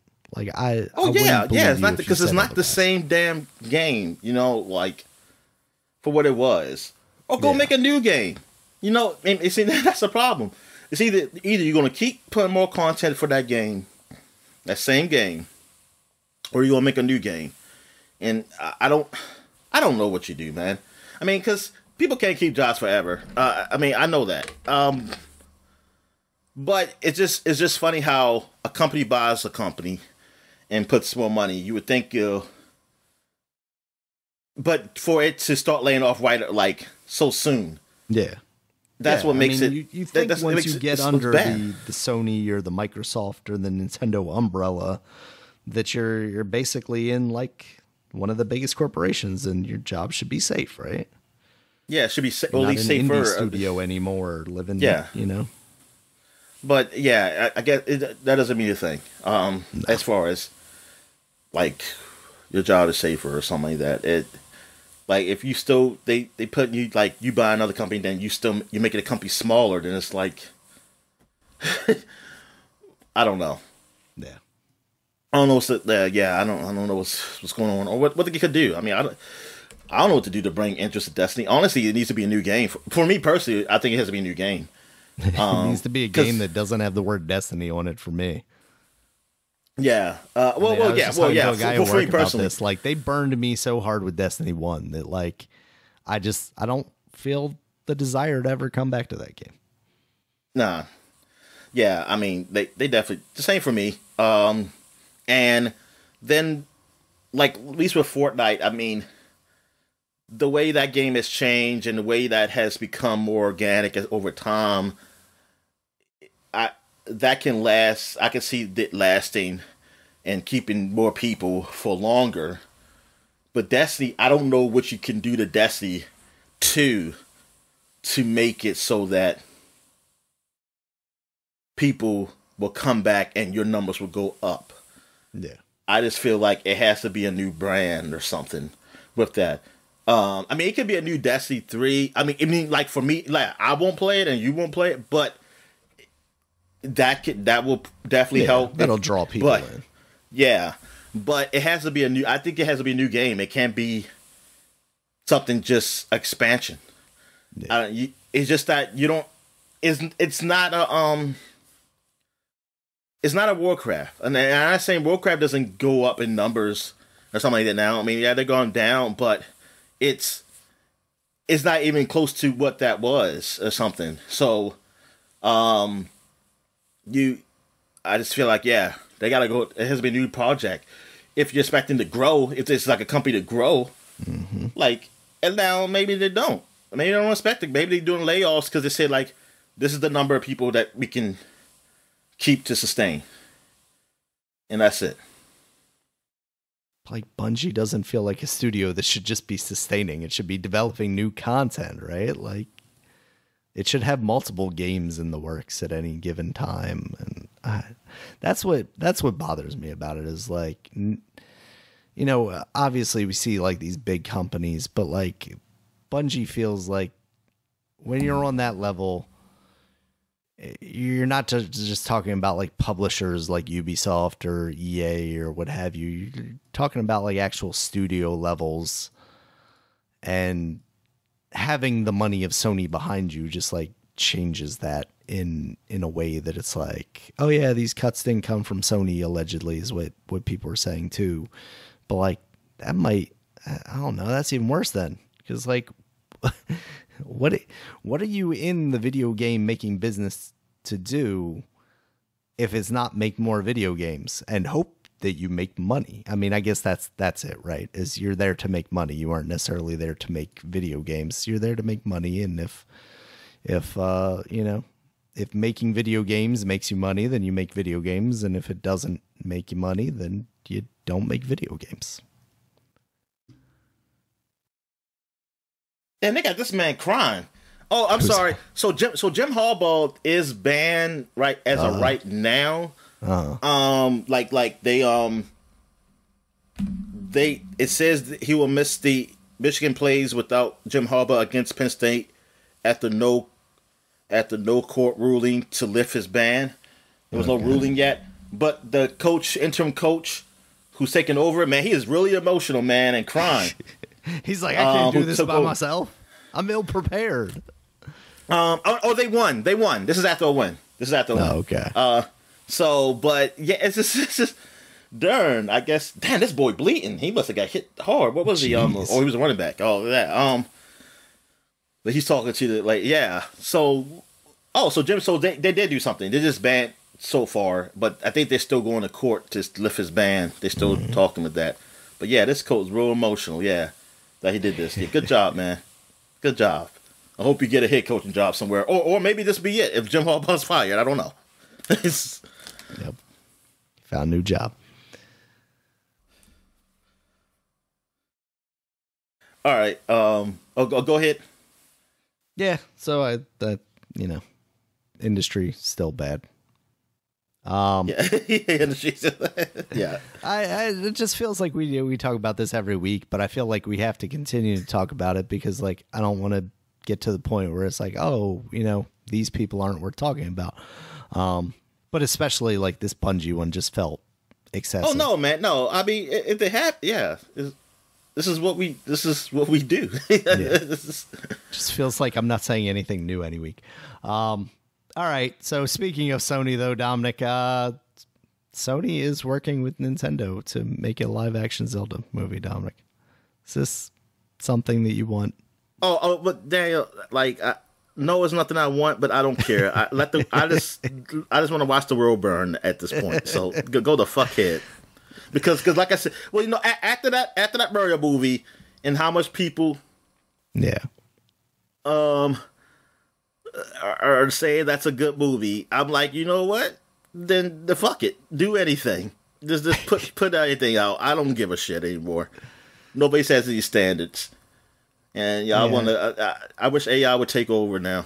Take over, please. Don't worry. At least I have an excuse. At least I have an excuse to blame AI. At least I have an excuse to blame AI. This is AI. Yeah. So I don't know. I think I would maybe feel a little bit better if this wasn't a live action movie. I don't know. Just if they're willing to put the money into it to get good writers. But I think they already announced the director, and it's like the director of the Maze Runner or something. That's not to say that they can't put out a good movie, but that is to say I don't remember those movies being, critically well received. There was something else too. I think the producers or something was from a bad movie also. I was like Ari Avital or something. The guy that did like Spider-Man and the X-Men movies and stuff. He's been at Sony forever. I think that's who's one of the producers on there. So, it is what it is. And then kind of the big one, Dominic, Grand Theft Auto 6 is officially announced, and they're going to have a trailer for it in early December. Yes, I know. It's finally 10 years after the Grand Theft Auto 5 has come out. Yeah. Over 10 years. A little over. From the last time it's come out. No, I kid. A little over 10 years. I mean, just some weeks now, but it's crazy. It's when crazy. When do you think that game actually launches? Do you think we're waiting an entire year, or does that come out like early next year? Early? I was thinking an entire year. Okay. At least fall next year. At the earliest, for me. I mean, it's definitely the prime spot for them. Like, there's There's no point in not taking I that. think but any it just spot seems for so them is early prime to spot. see a trailer for it. They can put it on any date, and they'll be fine. That's I'm just trying to think of. I'm just trying to think of like the worst possible date that content could come out. They could put it up there, and it'd be like, okay. I'm just trying to think of something like. I'm trying to think of a date. What's the worst date you could put out? Usually a game or a movie. Yep. Oh, New Year's Eve, yeah. No, that doesn't matter. That doesn't matter. The new year doesn't matter. I'm still stuck in the year of whatever this game is set. Yeah, I'm excited to see what that is. I mean, we saw kind of what it is in that leak, but I'm excited to see what they actually have to show off. You know, I hope that the story stuff is able to live up to what those previous games were. Now that one of the Housers, I can never remember which one, is no longer doing the story stuff there. But I have a lot of faith in Rockstar to not put out a terrible new mainline Grand Theft Auto. I feel like I have to specify that because they did release that very bad trilogy remaster. So clearly they don't care that much about the brand. They aren't willing to sully it, but you know. Yeah, it's my fault. Something came on my phone. You good? Yeah, I'm really curious. You see that tweet I sent you? Somebody, I don't know if I sent it. Did I send it to you about somebody complaining about the location? No, I don't think I did. No, they were complaining about the location of this game, like say, oh, it's just going to be another one, Vice City. It seems like they always just do the same locations, and so it's like it's been 20 years since the last time they done Vice City. Well, it's probably if you don't count the freaking side stories, yeah. but they were side stories. So like, I what hope the they hell? just give us the exact same map, Dominic. Yeah, and that's what I'm saying. Just so like that guy can none of those games are the same map. Like Liberty City was literally New York City, but they did it again, and San Andreas was literally just Los Angeles, and when they did it again, it wasn't that the first time. I'm gonna be able to drive from Tallahassee to the Keys, Dominic. And somebody said, "Well, then it's saying like they wish they do this other places in America. They always keeping it on the coast. There are other locations." I'm like, sure, and those places aren't interesting. That's what I'm saying, Daniel. They said they could do Chicago. I said, but come on, what's Chicago really? Okay, they do Chicago. We did that. What's the difference between that and New York? Go play that. And plus, it's like, come on, what's that? And like, what do you? So we're just going deep dishes, a bunch of deep dish, and what's to do in Chicago? It'd be a lot of wind. I mean, like it's still Chicago. I ain't saying Chicago's New York, but it's definitely. It's still like an urban city. Like it's not that much. It's not really something that's really definitively going to be much different there. Just location. I mean, just like new buildings and stuff. It's not nothing definitive. Like California is definitively different from basically, as opposed to something that's going to be fundamentally different. Like I mean, California is very flat. Yeah, like California is like sunny, the great side of Hollywood, blah blah blah. Like New York was like urban, hard and stuff and bustling. And then then you go to Florida. It's like another, like you said, sunny, flat, but that Florida it's a different vibe than it is somewhat California. And it's fine. I mean, I don't know what's the big I don't care. It's like whatever. You just don't play the game. I mean, and that's fine too. But it's just like I honestly don't care what the location is. That's what a good game. I mean, that's they could have said. Look, they could say they go back to Liberty City. I wouldn't give a damn. I don't care. I just like those games. I just like those games, those locales and stuff like that, and what they do. I hope the radio stuff is good. The content's good, like it always been. In most of those games, even though I don't like what they did with Laszlo. I don't like Laszlo was like the down to earth guy who seemed like he was kind of the same person in the world of Grand Theft Auto on the radio when he had those guests on. Yeah. Then he just turned to be zany and stuff in later seasons too. It's like, to the mean it's not seasons, but other games, and then I'm like, I don't know what was the goal with that. I mean, the guy apparently, I think he writes this. He's a writer and something, so he does his own stuff. The guy who plays Black, but I was like, I don't know what you were doing there. Yeah, I mean, I wonder because he's not even going to be in this game theoretically because I think he left Rockstar. Oh, okay. So I wonder what they do. But yeah, it was but no, this is I'm excited. I'm excited to see what this game is because that's where I'll be playing a single player, and then a multiplayer can be whatever the hell it wants because I won't be going into that. Exactly. Because I'm not going with that place, man. I mean, yeah. All right, Dominic. What other news did you see? Oh yeah, it was about WB. WB Games. They're saying that they're going to strictly be. Oh yeah, well you mentioned it loosely. With that they're kind of focusing on live. Live service games. Yeah, live service games, and I just wanted to talk about how. So. What was the point of them? What was the real point of them delaying Suicide Squad? Was it really just technical issues then with that game, and not because people were complaining about it? Because some people think they delayed it because of the complaints about it. I think and now that was definitely part of it. Is that they delayed it to kind of get out of the shitstorm of people complaining, not to change anything about it necessarily, but just kind of like calm the waters. But now that there's been such a big delay, yeah, I can't help but wonder what more to it there was, because it can't just be that. And if they're not going to be changing anything fundamentally about it, why take an entire year basically? Yeah, exactly. So they're going to end up canceling this to be on their tax return too. If they could get away with it, Dominic, I would not be surprised if they did. I'm just saying that them doing a live service game, like sticking saying they want to do service, it's scary because it seemed like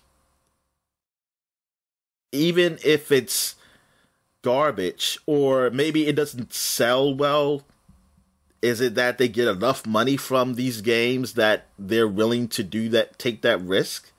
Yeah.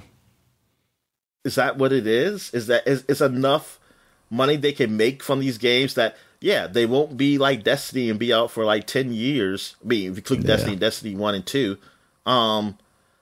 But they're gonna burn enough money while they're around. Yeah, it's enough money to be like, is Marvel's Avengers looked at as a success?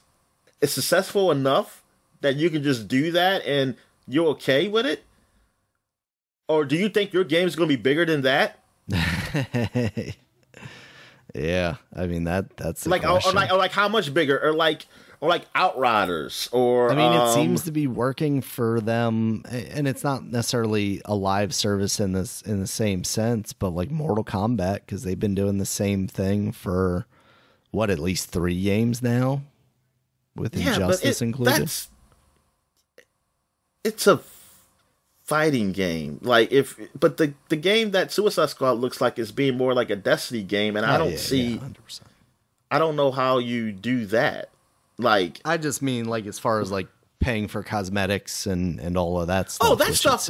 Well, if that's what people are saying, then that's going to be there forever. I mean that. I mean, until games just don't be games anymore. Right. That genie's been uncorked. We know, like the crash that everybody keeps saying that's going to happen on the internet. They said there's going to be a video game crash because of this. But yeah, if that's what he meant, then okay, then I don't care then, because I'm like I can't do it. I mean, I can bitch about it, but that's going to keep happening. But I'm just talking about just making games almost Destiny-esque, where it has to be something like that. And no single player, no Arkham, like no more Arkham, kind of games. Not being able to in that vein. What do you say? Not being able to pause. Yeah. Everything's connected. I mean, it's fucked up when you're playing by yourself and you pause a game and it's still going. I hate games like that. I'm like, dude, I'm literally, there's nobody here. Like you saying, like, I'm online, but there's literally nobody here. Why can't you just pause the fucking game? Right. Why do I have to be online? Like, what the fuck? Or if I am online, I don't care if I'm online. I should be able to pause the fucking game. Yeah, the world should still be able to stop because it's not affecting anyone else's world. That doesn't even make, I hate that. Like, because they go cheat with the interfaces. That they want to just like, oh, it's all same interface, so it's going to cheat with it. Yeah. Just like how they make everything a mouse scroll, even though you have a controller. And you can't. So, like, why are you doing this? Yeah. Man. I don't know. But yeah, that's not good news. It's like, oh, so what's this Wonder Woman game going to be then? That's a game that I keep forgetting about and hope. Like, so you're not just playing as Wonder Woman then? You're going to be all the Amazons, Dominic. All yes, I'm about to say, you're going to have Amazon or not. Well, it's going to be, well, technically they are Amazons. Or, I guess Wonder Girl. And I guess, what's the other one name? I forgot her name. But there's other ones who were like in the Titans and something like that, who's got it from Diana. Dawn of Troy. Cause I think technically she was Wonder Girl, but then she changed, and then there was another Wonder Girl, who had blonde hair. So what are you gonna do? Like, yeah, that's what I'm saying. Like, what? What? That means they gotta be more characters to it. It can't be just it's all fucked. This is all fucking crap, man. I mean, I guess. That sucks. That really sucks. They just came up with Harry Potter, man. You know, like, well, why the fuck? What are you doing? Like, the Harry Potter game, Legacy, was pretty good. Yeah, it's like one of the top-selling games of the year, as far as I'm aware, too. So, but he said we could have made more. We could have made more. Let's get in there and sell some cloaks or something. Yeah, I don't know. It definitely doesn't feel like they're learning from what they're doing, like the metrics. They're not, but maybe they have different metrics than us, Dominic. Maybe they have somebody doing the analysis going like, yeah, we made $20 billion this year, but we could have made $30 billion had this been a live service game. So I don't know. We'll see how this shakes out. I don't know what Warner Brothers is doing, because meanwhile, like, what, a year ago, 2 years ago, Warner Brothers was talking about, allegedly Warner Brothers was talking about, like, dumping all their game studios and stuff. Like, I mean, I guess we officially kind of know, because Microsoft had that stuff in their leak saying that, you know, there were discussions about, you know, picking up some of those studios from Warner Brothers. So, like, I guess they're like, if we're going to be in the video game making business, we're going to be making sure we make money through these live service games. It's not great, Dominic. It's not great. So yeah, that's all I had. All right. Next up then, Dominic, we got our new releases. We got Jouissance. Of course, you mentioned that earlier. I looked it up. It is downstream in French. Well, in English, Jouissance is. Oh, okay, downstream. Okay. Yeah. So yeah, maybe you're right about that. Like, maybe it's a like previously flooded world, and now it's all dried up, and we'll find out more. All right, that's out on PC, PS5, and Xbox Series, and that is on Game Pass.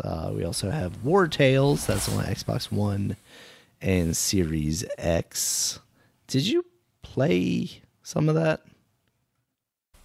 What's it called? War Tales? War Tales. Oh, I thought I saw it pop up like with achievements and stuff. Yeah, it's like a strategy game. It's like almost an RPG-ish strategy game. Okay. But the character is like, I don't think the characters are like main characters. They're just like almost kind of like XCOM-ish, where you have these guys and you can pick their backstory of why you're traveling band and you kind of do mercenary work, and I guess some characters could die, and I think you can have it where you can have permadeath and stuff like that. If they die, that's it. You can hire other mercenaries too to join your cause, and it's like a survival type of game too, where you have to pay your guys. Like when you do a job, you got to pay them and feed them and things of that nature. It seems all right. It seems okay from what I played. It's just that all these other games are out, man, like that. Yeah. So I know I'm not gonna play. Oh shit! I forgot to talk about RoboCop. Man, I mean, God, because this is so much. I'll talk about it next week. Next week. But I did play some RoboCop. All right. Yeah. So RoboCop Rogue City came out. That's on PC, PS5, Xbox Series. I just say it's not. I wouldn't call it a good game. And plus on my PC, well, put it like this, they didn't optimize it. That's a game that seems like it should still run fine. Yeah, but it's not. I don't think they optimize it so it can, because I can get a 60 frames, and I'm like, this game looks like shit. Why can I get a good 60 frames with this game? Yeah. Because at first I was thinking they did it. It was purposely done like this. Like, oh, maybe this is like some type of style. But then I go look at some videos. I was like, man, my game looks nowhere near like this. I mean, I know they're on more powerful PCs, but this game doesn't look that good. That it should run that way. Yeah. But did you talk about the news? Did I miss it? About how the guys from Baldur's Gate 3 said by working on the Xbox Series S, they figured out like some type of, I forgot the percentage number, but of optimization that could help with the PC version and even the Xbox and PS5 version, Series X versions. I didn't see that. Because of them trying to put the game up there, it's helped them to be able to have the game optimized a whole lot better, that they're going to have an update. Oh, that's cool. For that stuff too. Very nice. And that's what some people were joking, especially Xbox. The Xbox, they were joking. The internet, they probably maybe they weren't joking, they were fucking serious. But how they like, oh, this potato that's holding everybody back is helping. It's helping the industry. I wonder if anybody's going to say anything about it. I mean, like, what are they going to say now about this? Yeah. And I think somebody said that Digital Foundry did say that that being the base for optimization is actually a good thing for people, but I don't know. Yeah, I mean, that being there even to kind of be, equivalent to the low tier PC, like at least it keeps it in a relatively usable or obtainable range than, having to spend hundreds more for hardware that can kind of brute force. Oh yeah, I didn't talk a lot about Baldur's Gate 3, and I played a shit load of that, but I guess I'll wait for next podcast too. All right. There's one that I remembered that I guess I am also going to be saving for next week. Thirsty Suitors, that came out. Oh yeah, this podcast is long, so yeah. PS4, PS5, Xbox One, Xbox Series. That's on Game Pass. It seems cool so far. The Talos Principle 2, that's out on PC, PS5, Xbox Series. I haven't seen much on that. I hope it follows the tradition of the first game and is pretty cool. Hopefully reviewing well. I haven't seen anything yet, though. We also have The Invincible. This game looks pretty cool. I don't remember if I had seen a trailer for this. Yeah, I saw this game too. Something elsewhere, but it's reviewing really well. It's based on a 1964 Polish novel, and it's kind of like Firewatch in space is how I've seen some people describe it, like a walking sim kind of thing. That's out on PC, PS5, Xbox Series. Like a Dragon Gaiden, The Man Who Erased His Name, that's out on PC, PS4, PS5, Xbox One, Xbox Series. That's part of Game Pass. And Call of Duty Modern Warfare 3, Dominic, is now out on PC, PS4, PS5, Xbox One, and Xbox Series X, and getting some of the lowest scores ever for a Call of Duty game. Because it's been bought by Microsoft, Daniel. That's why. Because it was by Microsoft. And it sounds like this game was basically developed in less than a year and a half and started out as an expansion. I've been hearing people say that. Modern Warfare 2. Yeah, I've seen a lot of reports that like it's some of the consoles are forcing you to download Modern Warfare 2 to then also download Modern Warfare 3. So you have to download like 250 gigs of game to play this game. Is that stopped? Did they stop doing that? Did they put a patch in to stop doing that? I don't know that I have seen that it has been resolved yet. That's amazing that like they have that still in place. That is horrible. Yeah. I mean, that is some fucked up shit. Like, I mean, okay, it's one thing you like, oh, we stopped this, we're gonna make this a full game and not gonna make this expansion, but you didn't even freaking... You cover it up. Yeah, like you didn't, like, okay, take all the stuff out. You didn't, like, delete all this stuff to say, like, hey, you don't like to make it a full game? Like, you didn't even clean it up so that people, they have to download. Yeah. That is amazing. That's amazing. So it definitely seems like, some of these low scores are pretty well-deserved. I don't know what's going on story-wise. It also sounds like, they have these like open combat arenas or maps or whatever that they were touting as like a gameplay thing. And it sounds like they're just basically reusing the Warzone map as part of this game to kind of fill it out some more. So it sounds like it's pretty bad. So I don't know where they go from here, Dominic, because they're already retreading. So what do you do next? Phil Spencer, you're up. Figure it out, I guess. But now I see some PC gamers saying you don't have to launch Modern Warfare 2 to launch Modern Warfare 3 anymore. Okay. But now you can't launch Warzone without first launching Modern Warfare 3. Jesus. Oh, boy. That's, I don't know. They should have tried harder to cover up. Or just be honest and say, yeah, it started out as an expansion, and then as we worked on this game, we decided that it was going to be a high-quality product that we deserve $70 for. Yeah. And then make that argument. But it sounds like they aren't willing to make that argument, which sounds like to me that game's probably not in a good state. I mean, yeah, they like for you to have it still set to the point where you have to launch the games. I mean, that's some like you. What kind of this company deserves to be bought out by somebody else. I mean, what the fuck they doing here?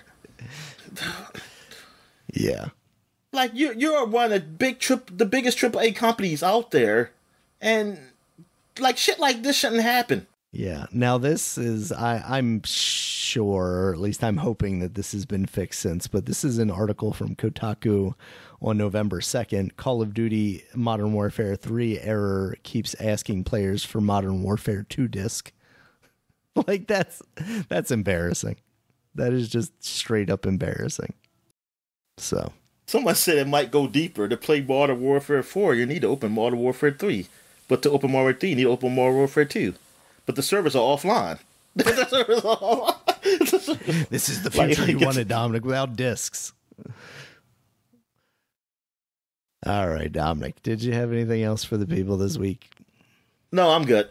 All right, thank you guys as always for listening. You can check us out on Twitter. Dominic's at @DStallworth5. I'm at Regulus MB. The podcast is at Superpod, SUPAPOD. Superpod.com is the website. You can find us there, including links to all the places you can find us, including YouTube, where there's a video version of this podcast, as well as iTunes, Stitcher, Google Podcasts, and Spotify. And until next time, guys, talk to you later. All right, see ya.